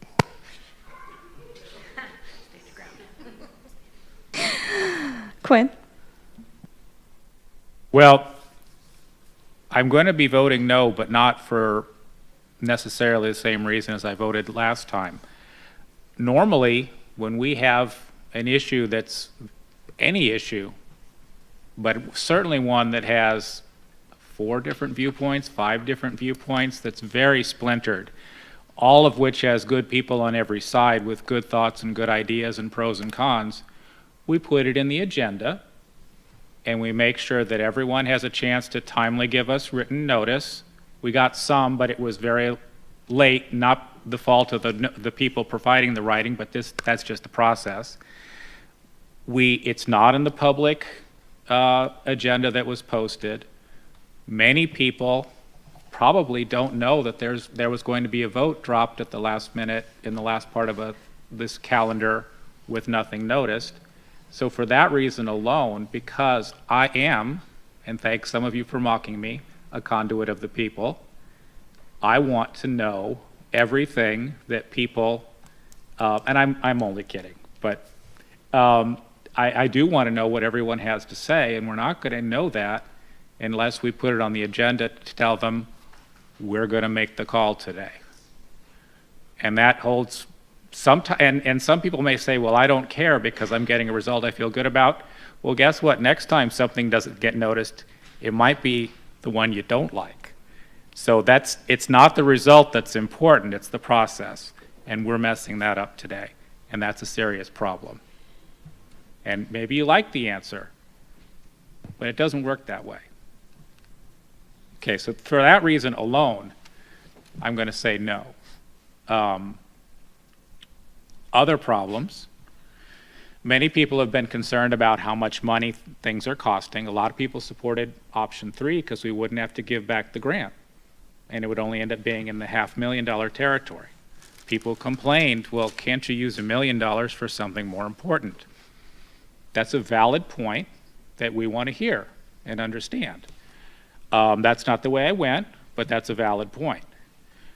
This one's $200,000 more than that, and yet we didn't tell folks in advance we were going to decide it. That's a problem. More parking is a good thing, and I think that may encourage people to come back, hopefully. So that is a plus for this plan, but it doesn't fix the process. For those, our friends that want a buffered bike lane, this doesn't do it. So, although I didn't agree with them in the prior vote, those people who have very strong feelings aren't getting what they want here, and we didn't give notice in the agenda that they're not getting it. Mr. Curlinger, actually, who's a very, very smart guy, and we all get along great, by the way, said at the prior, except for Jessica. And except when Mike makes comments about puppies. But other than that, we're great. And man, as I get towards 60, I lost my train of thought. Thank you, Jess. All right, thanks, Councilor Quinn. Yeah, you're funny. I'm a lawyer. I talk much more than this. So people are just not getting notice. Oh, Mr. Curlinger, yeah, he said, we're going to make this decision, but boy, we better not go back and look at it again, because then we're going to lose all credibility. Here we are. It's in the paper, Mike. That's pretty out of context. I said we should do it right the first time and not have to unrevert from 3 lanes later. Okay. Well, we're unreverting. So. We haven't striped a single stripe. Okay. So that's fine, and I know my no vote is probably going to be 6-2 or 3-5 or whatever, and that's fine. And the takeaway shouldn't be I'm picking a particular configuration. The takeaway should be I want you to be heard, and that's not what's happening today by doing it at the 11th hour at the end of a meeting without an agenda. Councilor West? All right, are you done? That should do. Okay, thank you. Councilor West? I think we all believe in a safe and accessible Medford for everyone. This version isn't my first choice, but it has several things that I think will be valuable to the community. Number one, it supports our businesses on Main Street so that those who are parking, especially in the parking garage, can easily cross Main Street to get to Main Street businesses. Our business community is valued in the city of Medford, and we want to continue to do whatever it takes to support them, especially our small businesses. So having 2 lanes, very important. Moving bicycle facilities to the right-hand side, very important for safety. I have had the opportunity to park in these kind of diagonal parking in other cities around the state of Oregon, Bend, Salem, Portland, and Depot Bay on Highway 101. In each of those cases, I did not feel uncomfortable. I didn't even realize this was a different kind of parking arrangement, because it's not a different kind of parking arrangement. This is a normal type of parking arrangement we have throughout the state. Even in Ashland at the plaza, there's some diagonal in parking, and you can back out. So this isn't unusual. I think the people of Medford will feel comfortable with this arrangement. Lastly, related to removing a protected bike lane from Main Street, I want protected bike lanes wherever we can reasonably have them in the city of Medford. I will be working as much as I possibly can to ensure that we have adequate bike facilities, especially downtown, and especially on our lower order streets, so that bikes can feel safe and have priority in certain spaces in downtown. So for those reasons, I will be voting yes. Councilor Stein? I haven't talked about this in days, hours. I just can't get enough. Been here for the whole thing and just can't get enough. So I love discussions about processes. It's one of my favorite things in relation to how we do business. The process is followed in terms of we are not doing anything against Robert's rules. right? Robert's Rules allows reconsideration of previously adopted motions as long as one of the person that moves to reconsiders was on the winning side, which is what we have in front of us. In terms of, well, I mean, I'm looking right here on the Rogue Valley Times, and a reporter in the audience here wrote that a Main Street configuration, not included on Wednesday agenda, however, likely to see some discussion. So it is not, we had people today come and talk about what we were considering. We talked about it last week. It was covered. So it is not a complete shock to the folks that something like this could happen. I'll also point out that we'll have two more things related to Main Street. One will be, as Mr. Bitton said, another resolution will come adopting everything we just talked about. So that gives everyone another chance. And a second time, we'll do it because a contract will have to come back to us at some other later date. So we will get more Main Street in 2026 before a single stripe gets moved or whatever happens to maybe would change their minds again. Hey, if you vote yes, John, you can move to reconsider in the future, actually. During the processes, so just throwing that out there. So that is that. Again, I find it interesting. I love processes, but it's followed properly in regards to this. As far as like what it looks like, hey, we got 9 elected officials. We might have 9 slightly different opinions on how you restripe a road. Maybe we just abolish the road. Maybe that one's out there in someone's glimmer of someone's eye. There's lots of different things. Well, gas is really expensive. This isn't my option 1 or 2 or 3, to be honest with you, but it's better than my least worst option. And sometimes in politics, whether you're voting for ballot measures or you're voting on candidates, sometimes you just end up in a situation where you are voting for not the worst option. And while there are some positives that have been discussed, I do think there's some not so positives compared to what we could do. But in terms of we're working as a unit to come up with what can get the most votes, this is the thing that can get the most votes, and I will be supportive. All right, after all that, I feel compelled to talk now. On this one, public engagement came in a variety of manners. I think we learned a lot from it, from the survey, the open house, all the emails we received. Honestly, we had some of the best meeting attendance and public comment that I've ever seen in my time here. And all of that discussion was heard and discussed and appreciated. So while it might feel that our decision tonight was sudden, I can assure you that it wasn't. We've been talking about this for a while, and of course, as council, we have to make the best decision that we can with the information that we have for the greatest amount of people, and I am confident that we are doing the right thing tonight for downtown Medford.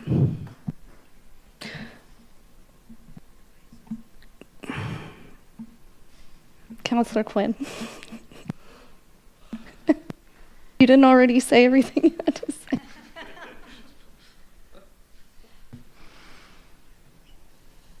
Never mind then. Fine. What do you want to say? I'm done. Thank you. Okay. Keating, is your microphone supposed to be on? Mm-hmm. Okay.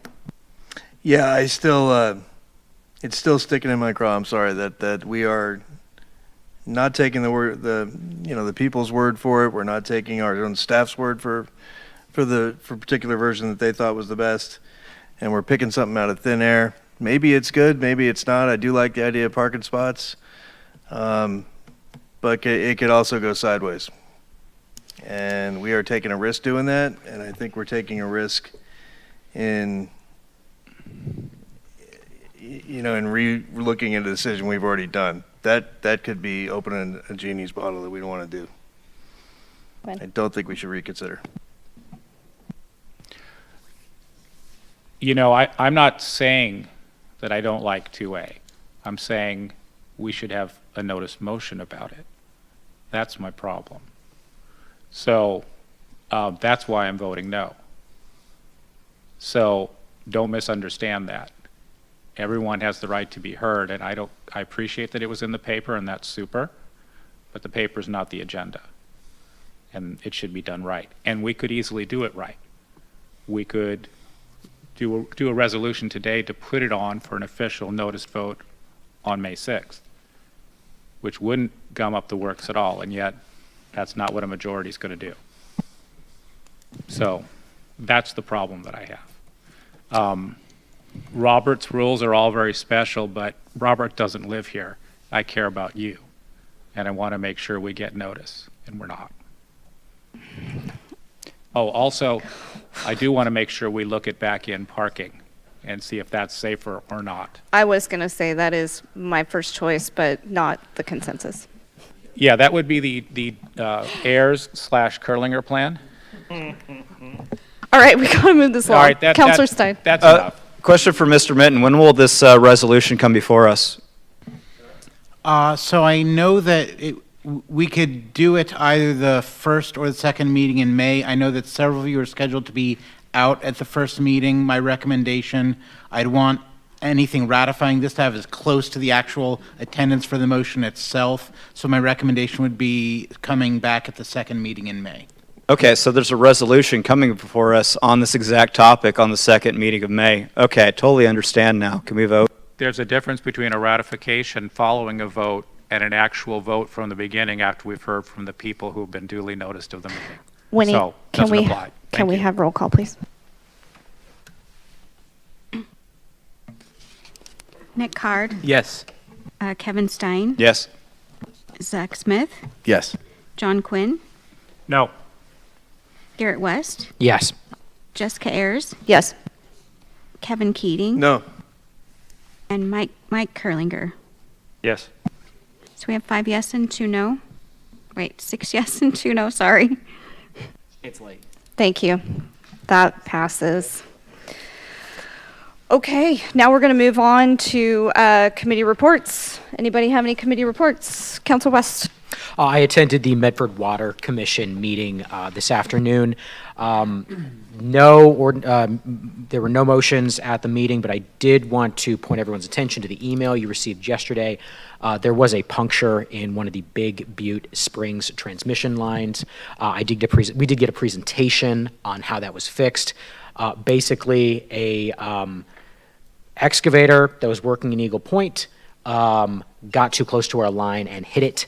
And it caused a rather large disruption of our water system. They had to shut down that transmission line and activate the Duff treatment plant early. As far as I'm aware, there was no interruption of water to Medford residents. There may have been a slight interruption to some Eagle Point residents. The pipe is fixed, so they fixed it right quick using emergency protocols. But I just want to point that out because that's how important water is to us. Something goes wrong and it won't come out of the tap. So thank you. Curlinger? Yeah, I have, I lost my notes. April 8th, Housing Community Development Committee, someday I'll get that right. They had a meeting. It was about 9 minutes long. They forwarded a favorable recommendation for the 2026-2027 action plan. It was great. Much more fun than that, though, was last Saturday, the Medford Police Department Awards Banquet. Annual banquet was going down, and I got to go, and I got to hang out with Chief Ivins and a bunch of cops who were all very nice. But I want to comment that this was my second year going, and both the first year and then this year, what stood out to me most is everyone knows being a police officer is like, it's a very tenuous job. You're put in very challenging situations. Everything is scrutinized ad nauseum, and you will most likely almost always be accused of doing something wrong no matter what happens. Sometimes police forces are presented as hyper-militarized or macho or disenfranchised from the constituency they're intended to serve. And what stood out to me most when they're presenting their awards and discussing the achievements of the department and the people that they're honoring is almost always they helped this person, they saved this person, they provided aid to this person. It's not pardon me, badassery. I tackled him, and it was so cool. Well, there was the guy with the most DUI arrests. Well, yeah, but that's an okay brag, I think. Bragging about keeping drunks from driving around is fine. I appreciate the work you guys do. I know we're going to hear from the livability team as well. I just think it's unique to hear a group of law enforcement come together and talking about the positive interactions they've had with the community and the way that they've helped people, as opposed to focusing on the negative, which I think externally can look like that's what's happening more often. So thanks for letting us be a part of it. Thanks for doing a good job. Other committee reports before, yeah. Attended the Pear Blossom on Saturday. So we did the 50th annual run. I was 11th in the 5K. I would like to finish first someday, but I do not think I'm going to beat some of those 16-year-olds. It's coming to me that it's just never going to happen.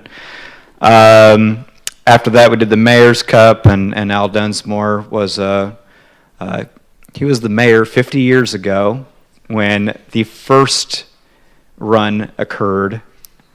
And so he was there handing out awards. Hoover got the public school winner, and Jefferson was in second. And then some of us participated in the parade, which thankfully we made it through without the rain. The rain did come down around 1 o'clock, and I was at the Pear Blossom Festival area and watched everyone scatter. It was a very well-attended event until that moment, and then everyone was running out of there. But very nice day. And then we did, was it yesterday? The Children's Museum of Southern Oregon did a ceremonial signing, and myself and Mr. West and Mr. Curlinger attended, and it was pretty fun to view the old Mail Tribune building and just kind of visualize what that will become. They're really hoping that a year from now that everything is done and open, and who knows what will happen the next year, but it's the expansion of the program that they have and the outdoor space they could potentially have would really add a lot to the downtown and the community as a whole. Thank you. Thank you. I'll just give a quick update. I had my So Ready board meeting yesterday, and we're working on the strategic plan. There was a survey that went out, about 150 people responded, and the good news was the survey results really aligned with the direction that we're trying to go. Another takeaway, we looked at opportunity zones not that long ago in our study session, and so Blair talked a little bit about that and just really the need for the community to build a strategy around those opportunity zones and have things in the pipeline that are projects that are ready to go in the event that we get awarded an opportunity zone, because that's how cities really facilitate economic development change. So that's all I had to say about that. Any other committee report? Oh, okay. On April 2nd, I attended the Vision Implementation Committee, responsible for working with our community partners to implement the Medford 2040 plan. We heard from So Ready, and they are making a lot of great progress on their action items, including having completed a few action items that weren't even assigned to them. So go So Ready for that one. And so I just wanted to share a little bit more generally with council about Vic. One of the things about the 2040 plan that we're working on right now is trying to make sure that there is alignment with council and the plan, make sure everybody understands where the plan came from, what the point of the plan is. It's been quite a few years. The only person who was on council when the plan was actually adopted is Mr. Stein. And it's been quite a few years, I think, since we've actually talked about the 2040 plan as council. So I've been working with staff to get that scheduled for a future study session where we can talk about that, along with some process. We're looking at potentially hiring a consultant or some other things to try to help make sure that some of the necessary work for the plan we need some help. And the the question before we go and spend any money and we work on this, is this actually something that is aligned with council? Does council want to revisit this whole thing? And so we'll be able to talk more about that at a study session. John, do we actually have that scheduled yet, or is that still sort of pending? Let me look. Keep going, I'll let you know. Okay. So anyway, that's just coming up related to Vic and the 2040 plan, just so that way everybody is aware. Thank you for that. Anyone else? Council West. Not a committee report. I did want to make a brief comment to Kelly and Eric, who were called out earlier in the meeting. Thank you for all your work. We really appreciate it. You are beyond professional. You are some of the best people in the community or in my life to work with, quite honestly. Eric, they said you weren't a land use attorney, and I was like, well, that's news to me, given how much land use advice that you give us. So thank you both. Thank you. Kind words. Okay, I'm going to move on to boards and commissions appointments. We have one. There are 2 open positions on the Housing and Community Development Commission. Diana Bennington was interested in being reappointed to the commission as healthcare representative position. So I would like to appoint Diana Bennington to the Housing and Community Development Commission with a term beginning immediately and expiring January 31st, 2027. I second the motion. All those in favor? Aye. Aye. All right. All those opposed? Thanks. Recruitment continues for the Workforce Development or Education Institution representative on that committee. Okay. Thanks, everyone, for the council business. Now we're going to move on to staff reports, and we have a very, I'm sure, exciting livability team update.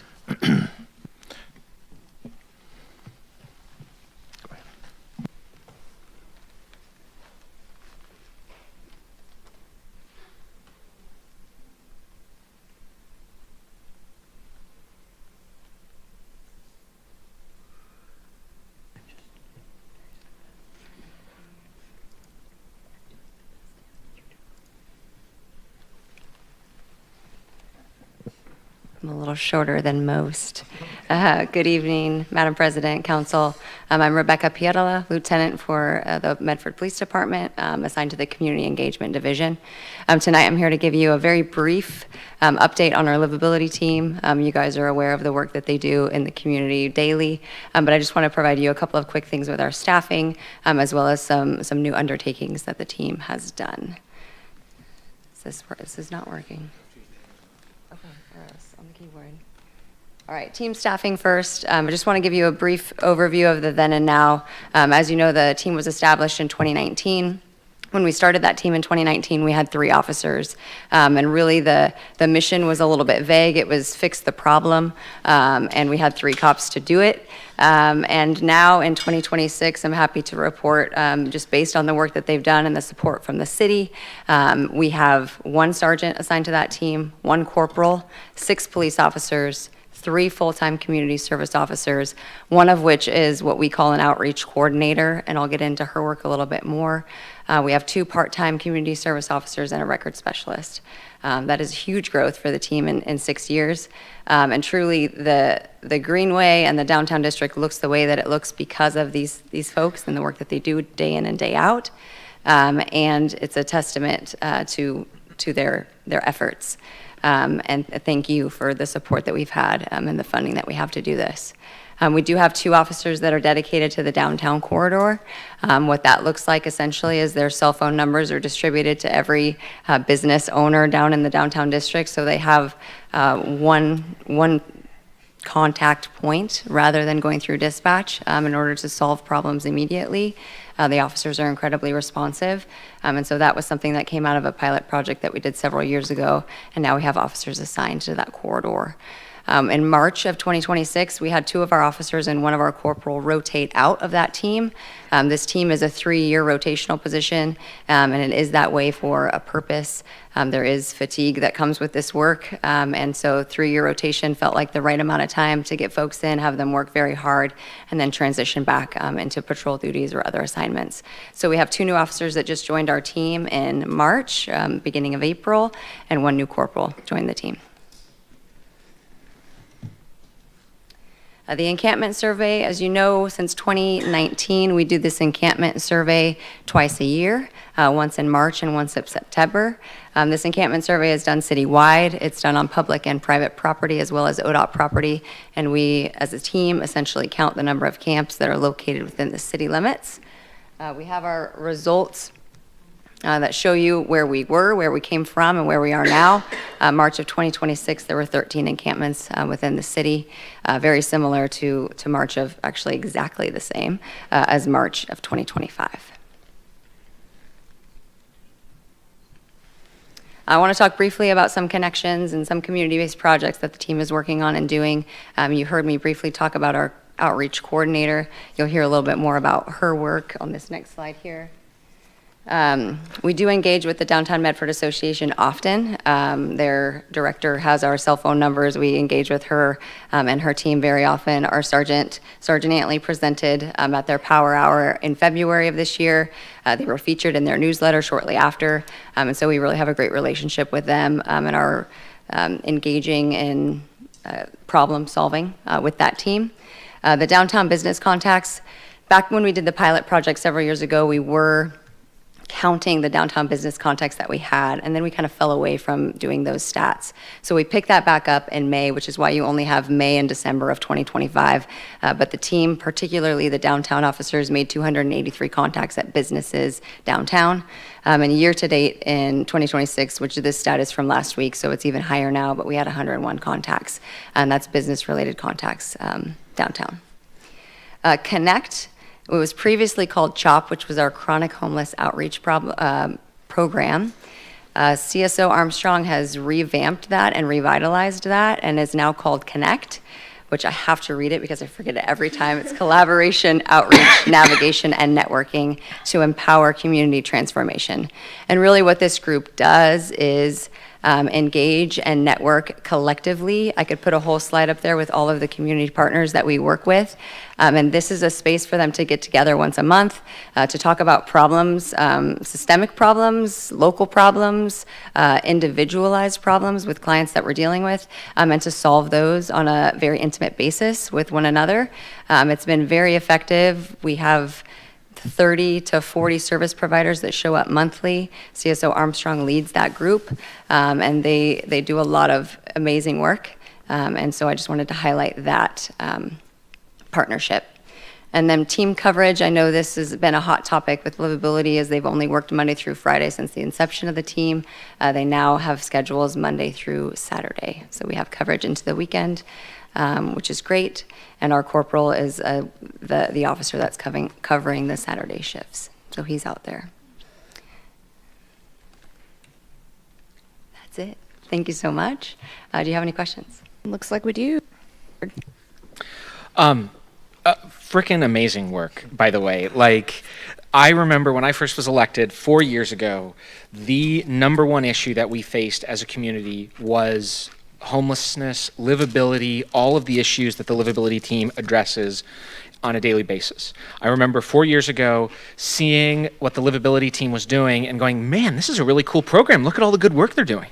And here we are 4 years later living the proof of the good work that the livability team has been doing.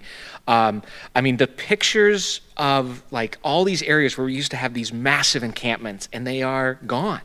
We used to have hundreds of people on bedrolls in our parks and they are gone. The relationship that our officers build with the people in need enables them to get help. Like, I want to take what we do with the livability team, I want to take it to the rooftops, and I want to shout it for the entire world to see. I wish John would give me a budget so I could literally go on a nationwide speaking tour about the livability team, because when I talk to other elected leaders from around the country, and it's surprising actually how once you get into this thing, you start to pick up weird friends from all over the place.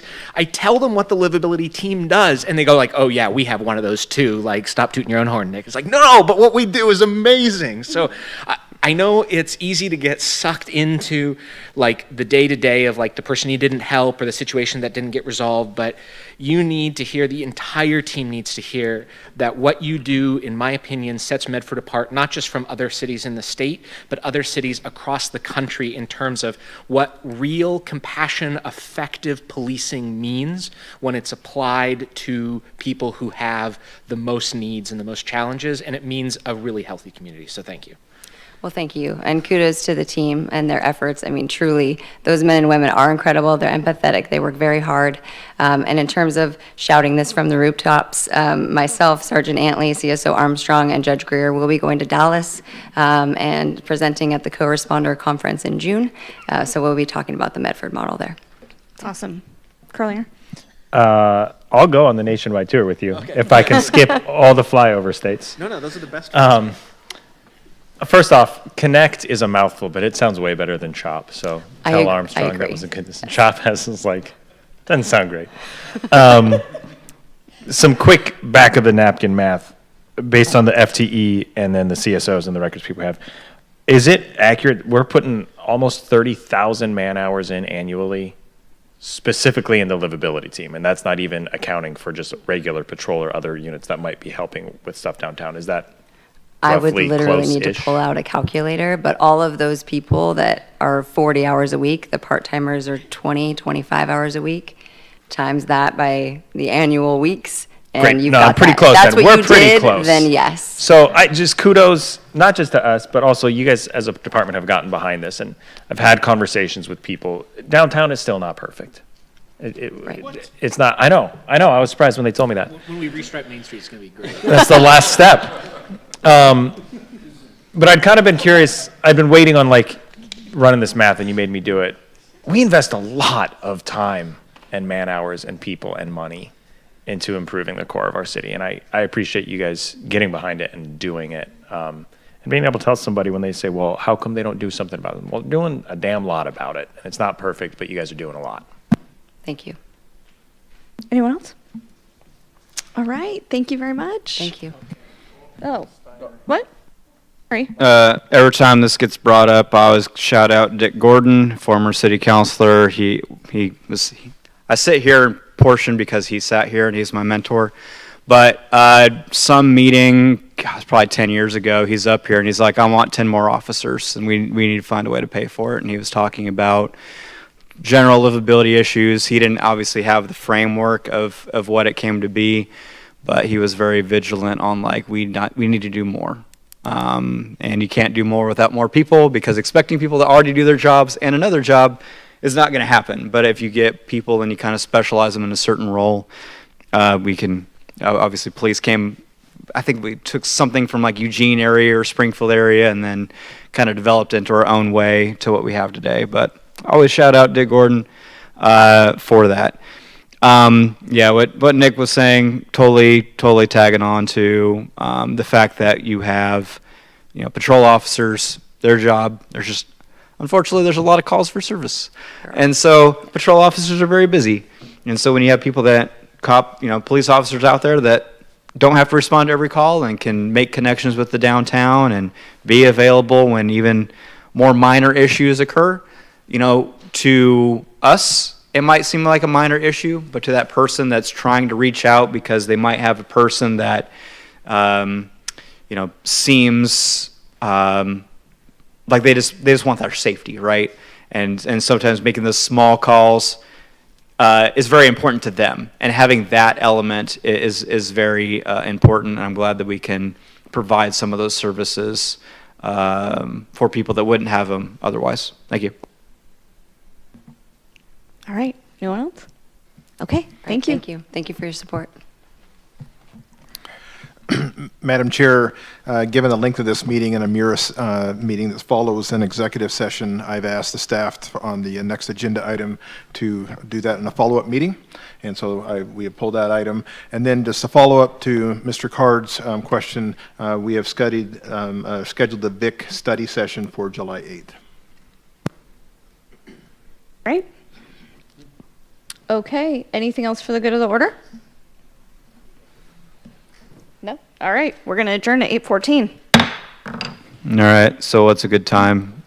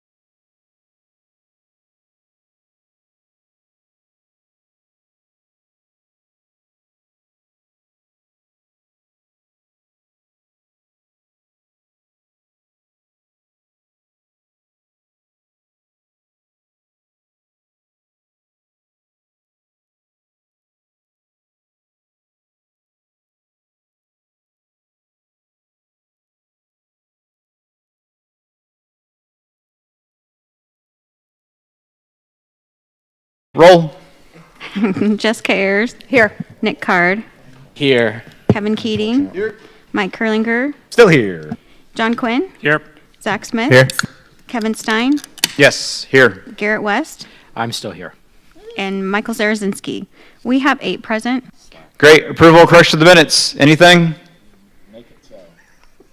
Good to go. Or request communications. Anyone? Did anyone sign up for oral request communications? Was that a no? Okay. Consent calendar, one item.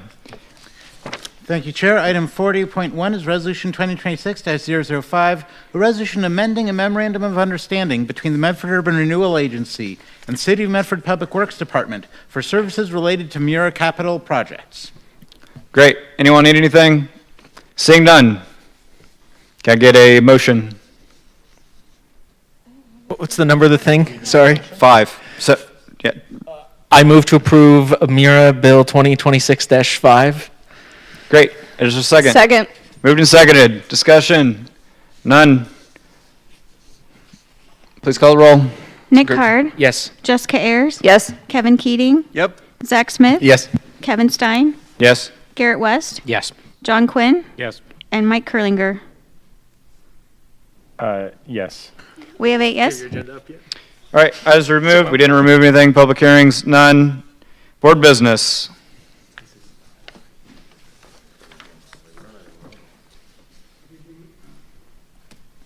Good evening, Mr. Stein and members of the board. Harry Weiss with Mura. We did a slight change in the order of the agenda for tonight's meeting, putting this first item ahead of the resolutions. It usually happens at a later time in the meeting. And the intention of this review of our capital allocation tracker is to make sure that you have a comprehensive understanding of primarily our cash position going forward. Tonight, you have a funding request that you will be hearing later in the agenda that depends on availability of cash as opposed to what else it might be used for or whatever our other priorities are. So I wanted to give you an update of where we stand. I did distribute to your places on the dais a 2-page handout. One is a summary, which I will go through in these next couple of slides. The item at the back is the condensed version of the master tracker that I give you all. I've tried to eliminate all the extraneous information and make it a little bit more legible so that you're not constantly facing my fire hose. So if you have any questions, you can refer back to that page. So in summary, our position today has changed somewhat since our last meeting. We are constantly updating and checking where our cash position is. We have had an additional $334,000 of interest income. That's good news. We've had an additional $600,000 of project costs. So our cash position actually is negative $266,000 from where we were the last time we reviewed this. This second set of items gets at a question that I need your all's direction on. We have a number of projects that are at various stages in the pipeline, and we use the tracker to just kind of earmark funds until they become real projects and get hard numbers associated with them. There are a couple of projects that we have not been carrying sufficient funds for in anticipation of where they might land. The first one is the La Fiesta development.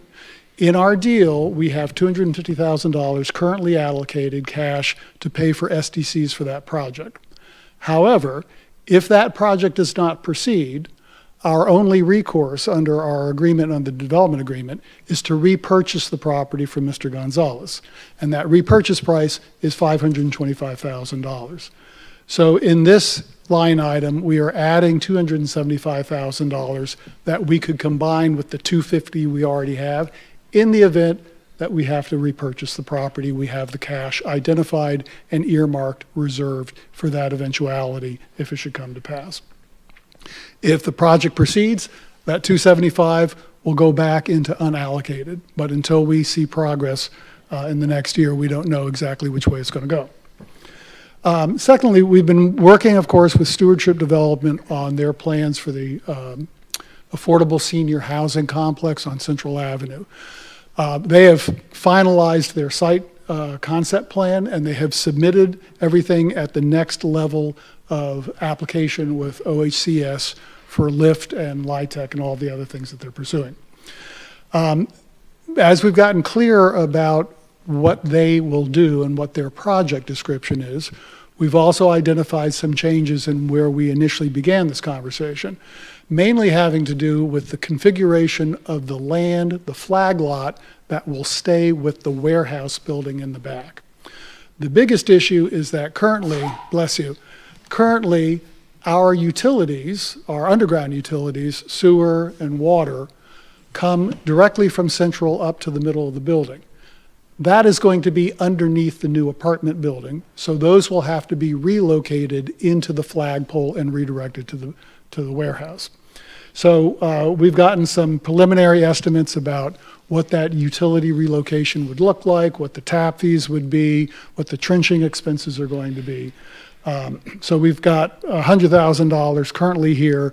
We're getting some additional estimates of cost to make sure that we're in the right range, or if we have to make an adjustment there, that's sort of stay tuned as that evolves. The second item is something that we haven't really discussed with you as the board, which is eventually, if that project goes forward and we build this apartment building in the front, we still own the warehouse, and we have to talk about what the disposition scenarios are for that.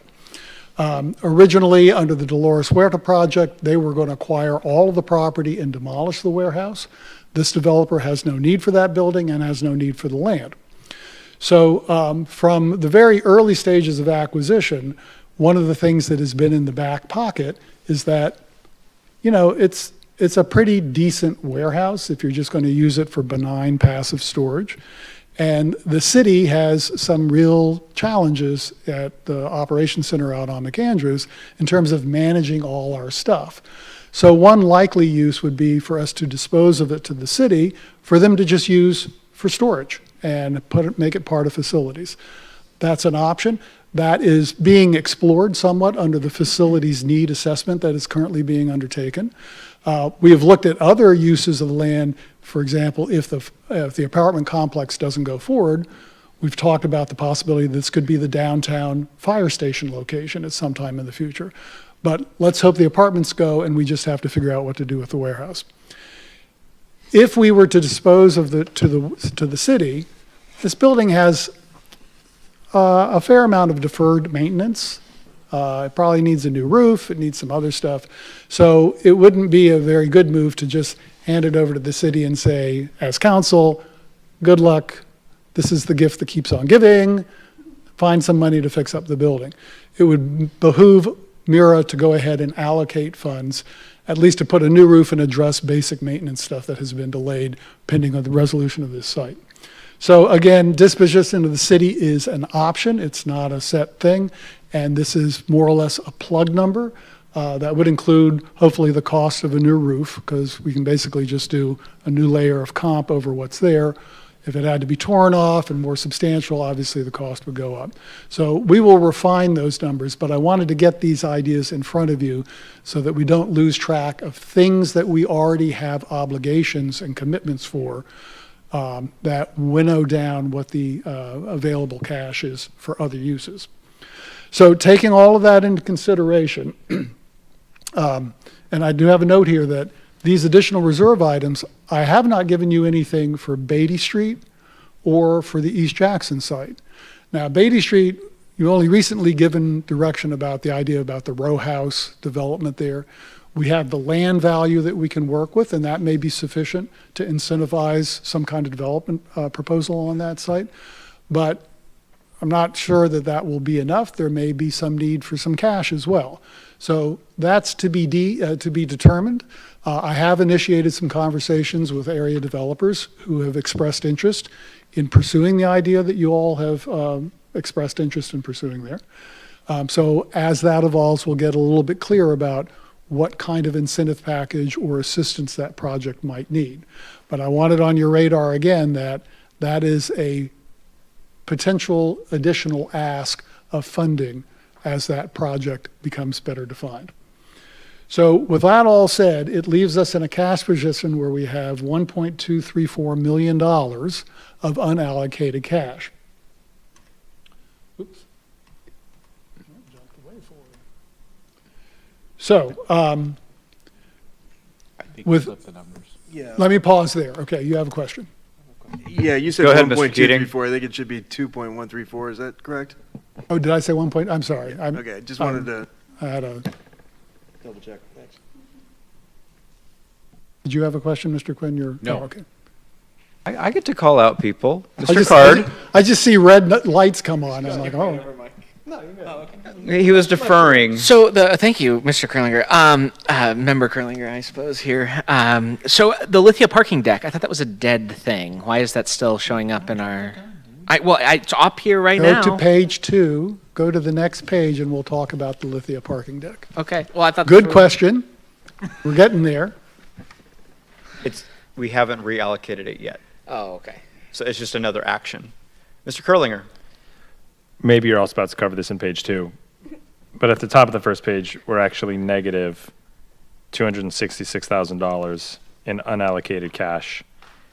And then we spend roughly $1 million of reserves that are kind of allocated, but then somehow we're at 2.134 unallocated? No.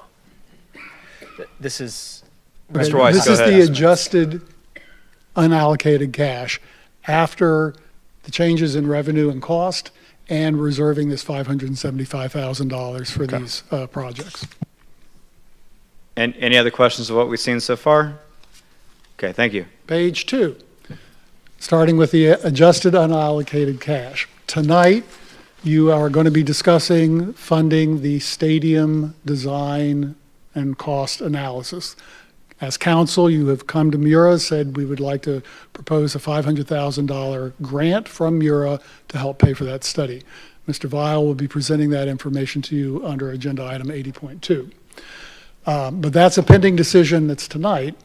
One of the other things we've been carrying on the sheet here is this $1 million of operating reserves for Mura 2.0.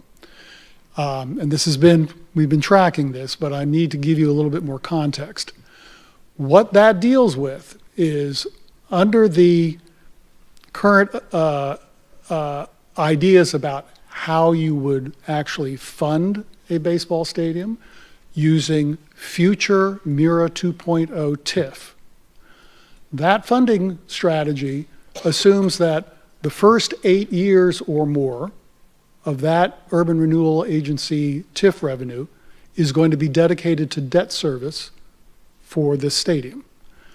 That leaves zero money for Mura 2.0 to do anything for a decade. That means they don't even have money to pay for the fundamentals of functionality of what it means to have a legal entity stood up and operating in whatever fashion they're going to operate. So this $1 million is really about using current Mura funds to pay for future operations of Mura 2.0 if you should decide to use the TIF in 2.0 for a capital project, leaving no other revenues for that agency. So that's where that $1 million come from. And just to put that into context, currently, well, at the height of when Mura was most active, the past couple of years ago when we were cutting a lot of checks, we were paying the city $210,000, $225,000 a year for our kind of interagency responsibility. That's to cover utilities and to cover our rent and to cover our legal services and to cover IT and all of that. This year it's about $150,000 because we don't have quite the same burn rate that we had a couple of years ago. But keep in mind that that is a cash payment from Mura to the city for our services that the city gives us in return to support our agency. So using the front end of the TIF in 2.0 means there's not money to pay the city. And that's actually net cash to the city. That's not just an accounting thing. We pay that over. So those are some of those fundamental, functional, operational expenses, overhead and administrative cost that will come with when you create a new or Mura 2.0. So this is one way to reserve funds in anticipation of that transition. So keep that in mind, and that's why we're carrying it on the books here. Mr. Curlinger. So just to clarify, if the decision is to use 100% of the first 8 years of TIF for Mira 2.0, this $1 million would be projected to be sufficient to float those 8 years. I think so. I mean, Okay. I'll defer to finance on the sufficiency of the projection.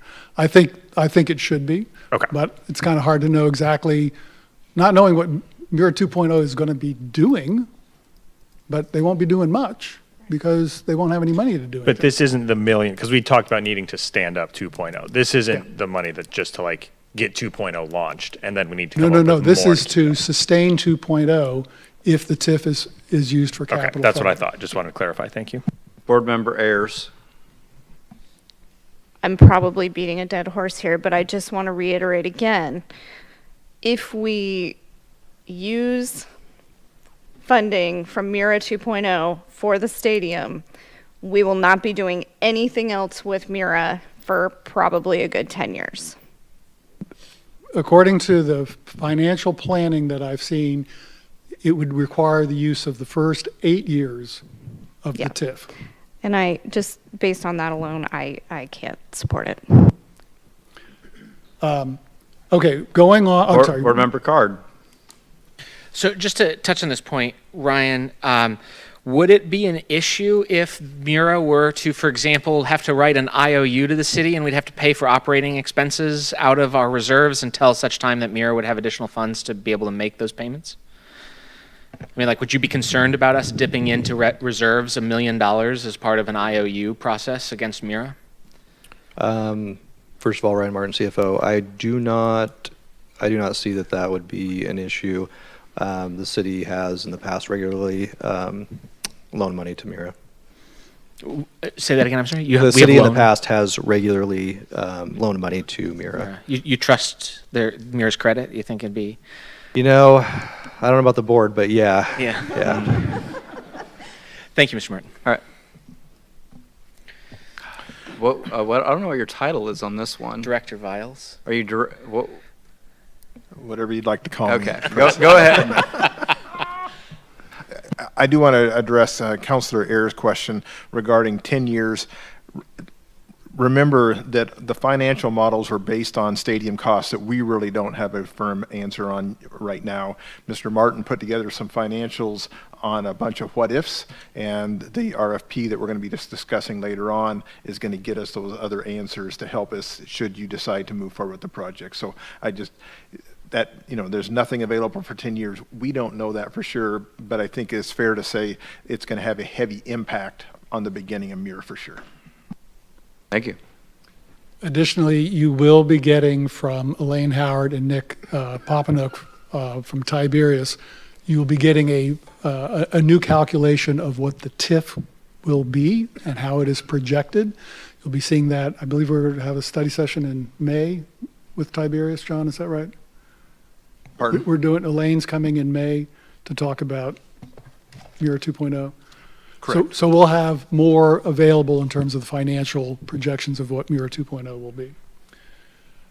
Okay, so reserving the 1.5 that's associated with the stadium project, the grant and future funding for Mira 2.0, that reduces the remainder of cash unallocated cash to $635,000.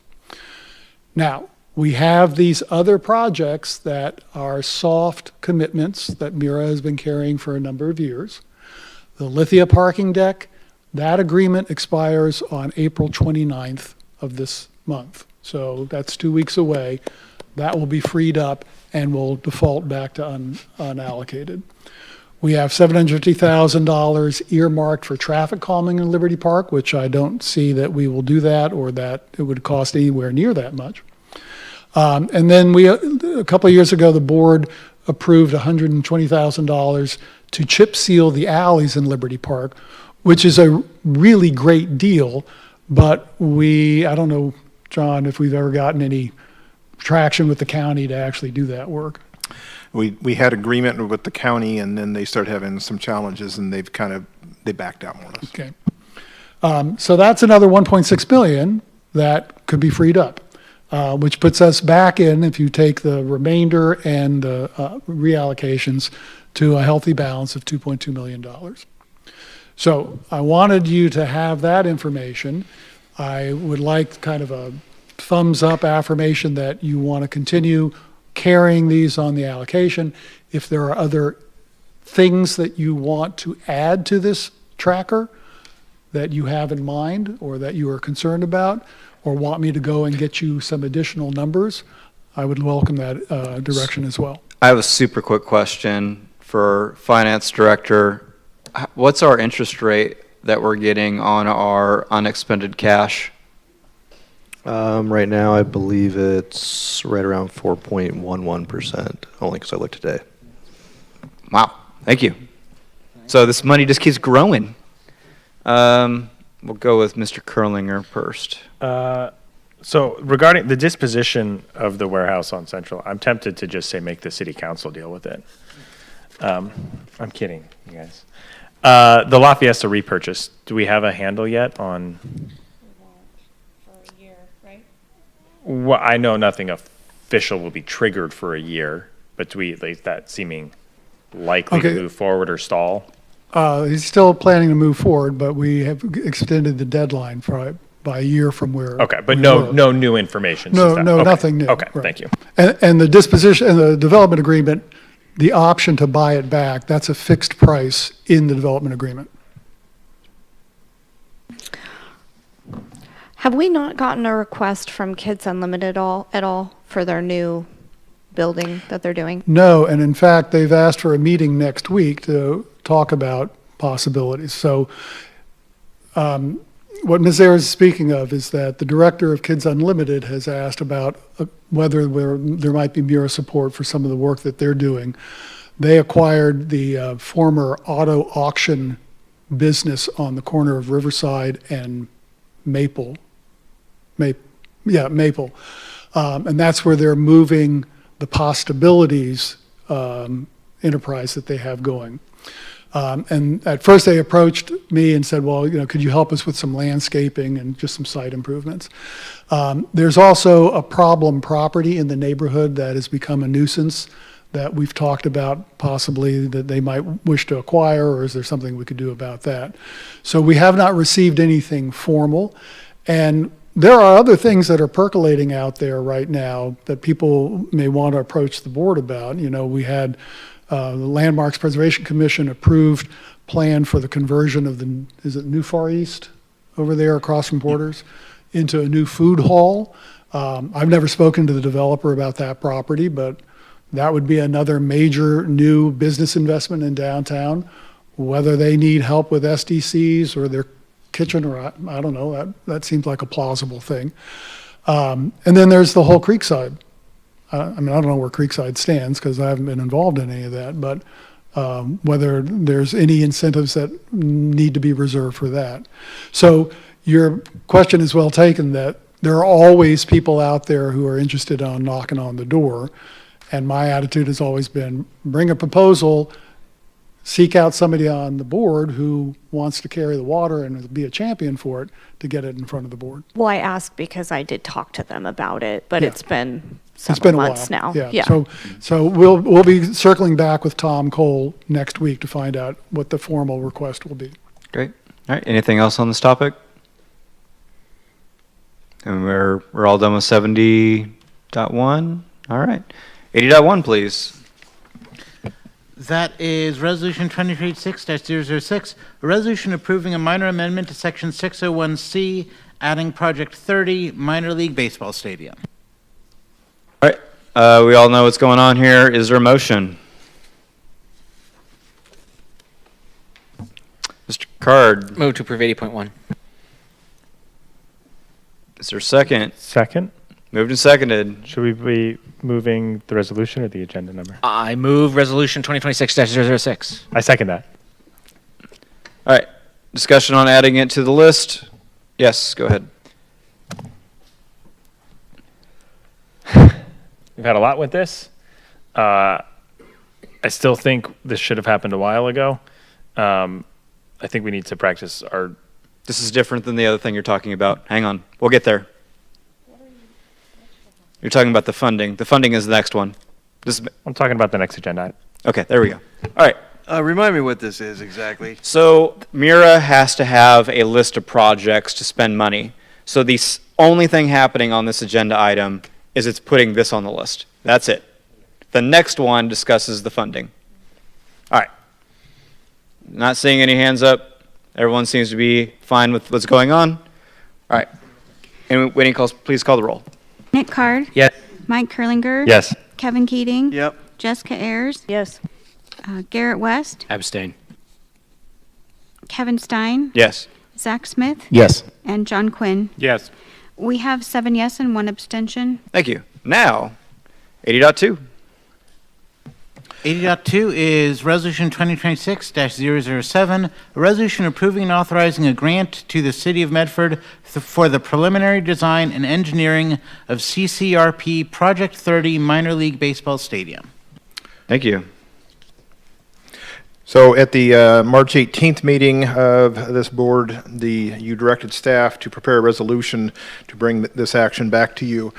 During that meeting, there was significant, so the current status of the RFP to do that is we released the RFP last week, and so that has been issued, but that RFP can be withdrawn or canceled should you not decide to fund it, so we could stop that at any time.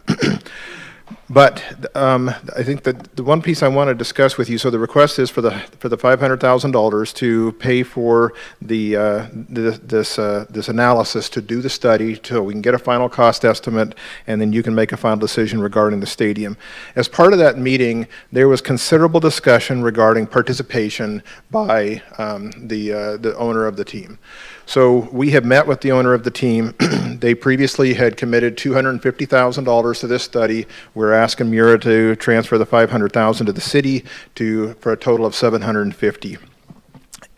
At that March 18th meeting, you ask for more. So the discussion with Elmore Sports Group was they would commit to $250,000. I said, if the study goes up to $1 million, would you be willing to split us 50-50? He said, absolutely not. He was not willing to split us to go up to add another $250,000, even though our costs would go up to that amount. Then we asked, would you be willing to contribute more if it's more than $500,000? And his answer was no, but maybe, I don't know, I could think about it, but in general, his answer was no, I've given you the $250,000, and that's my commitment up to this point. And so we do not have a commitment from Mr. Elmore if the cost of the RFP exceeds what's been allocated here. And so I just wanted to inform you of that before you make your decision, because there was considerable discussion at this board regarding their participation, and I wanted to let you know where that stood. Thank you. So on this particular issue, so John, a couple questions to make sure I understand this. So what we're doing here is agreeing to give City Council $500,000. City Council will still have to take the action to approve the RFP and sign and actually spend that money. So this is just an allocation. Correct. Is that a correct understanding? Correct. Okay. So with that understanding, I'm going to vote to approve this item, but I am also going to reiterate at this point that I will not see the city pay $1 more for this than the Elmore Sports Group. If they will not put in the cheap money now, they will not put in the expensive money later. And I am totally fine with a 50-50 split. I understand the dynamics and economics of this, but I'm not okay with a penny more. So I'm going to vote to approve this, but when it comes to council, that will be my position, and I will be happy to vote against this. If it's $500,001, and that means the city has to put in $250,001 into this analysis, that $1 will get a no vote from me as council. So those are my comments. So just to real quick, so this does not mean we're spending $1. At a future action, once the RFP comes back to the city, I'm sure there will be some scoring process. Is it just lowest cost, or is it a scoring process? What's the? No, RFPs are based upon best value to the city, and best value is a mixture of qualifications, previous experience, et cetera, and cost. So as we evaluate them on the best value to the city, this is not a low bid process. Okay. So just to be clear, based on what Mr. Card said, this does not obligate the city or Mira to spend a dollar. It gives the money available after the RFP, where then we can evaluate if we want to give a contract to move forward. So, totally understand Mr. Card's thought process. There might be other board members that believe the same, and that is perfectly acceptable. But just laying that out as we stand now. So there'll be more actions before anything is spent. So is there any, is this all we have on this for us? Correct. Okay. So is there any other discussion on what we have heard today? Yes. I completely agree with Nick, period, full stop. Understood. Go ahead. What's the mechanism if we don't spend the money? If we kill it? The mechanism to... Does it revert back to Mira? Yes. You can't use it for anything else. We can't just dump it into like CCIF or something? Not a chance. Yeah, the bottom line is we wouldn't, if the decision is no, then we just wouldn't transfer the money. It would just stay with Mira. Okay. All right. Go ahead, Mr. Collinger. Motion. Go ahead with a motion if you choose, yes. Move to approve resolution 2026-007. Second. Moved and seconded. Any further discussion? Seeing none. Oh, Yeah, I just want to reiterate that I feel exactly the same as Nick. I'm not pleased with their lack of commitment, and I'm doing this just so we have it available if we need it. But I recognize that we are not approving the spending of this money right now. okay. Thank you.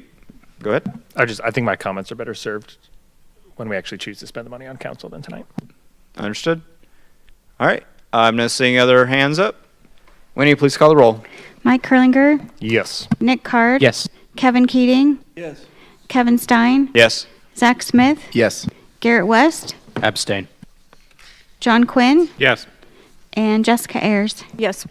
We have 7 yes and 1 abstention. Thank you very much. That is all our resolutions for the day. Director and staff reports. Anything else? Not this evening. Happy tax day. Which I might have to be doing something when I get home. Starting them. I can't wait for the 3-hour exec session. Propositions, remarks? Yes. Just one remark, a reminder to all council members, your statement of economic impact, or a statement, what is it? Economic of interest, thank you. yeah. Interest is due today. So you can do it on your iPads during our very exciting executive session coming up if you haven't done it yet, just as a reminder. But make sure you get that in, because otherwise the state will wag its finger at you. Yeah. Well, they actually fine you. They actually fine you for every single day that you do not do it. You have to be like 45 days late, though, before the fines start. Oh, okay. Do not recommend, and it takes literally like a minute to do the SEI filing. As long as you don't have extensive business interests, it takes like a minute or two. Yeah. Proposition remarks. No further adjournment. We are adjourning at 8:55 p.m. Almost for the charging block.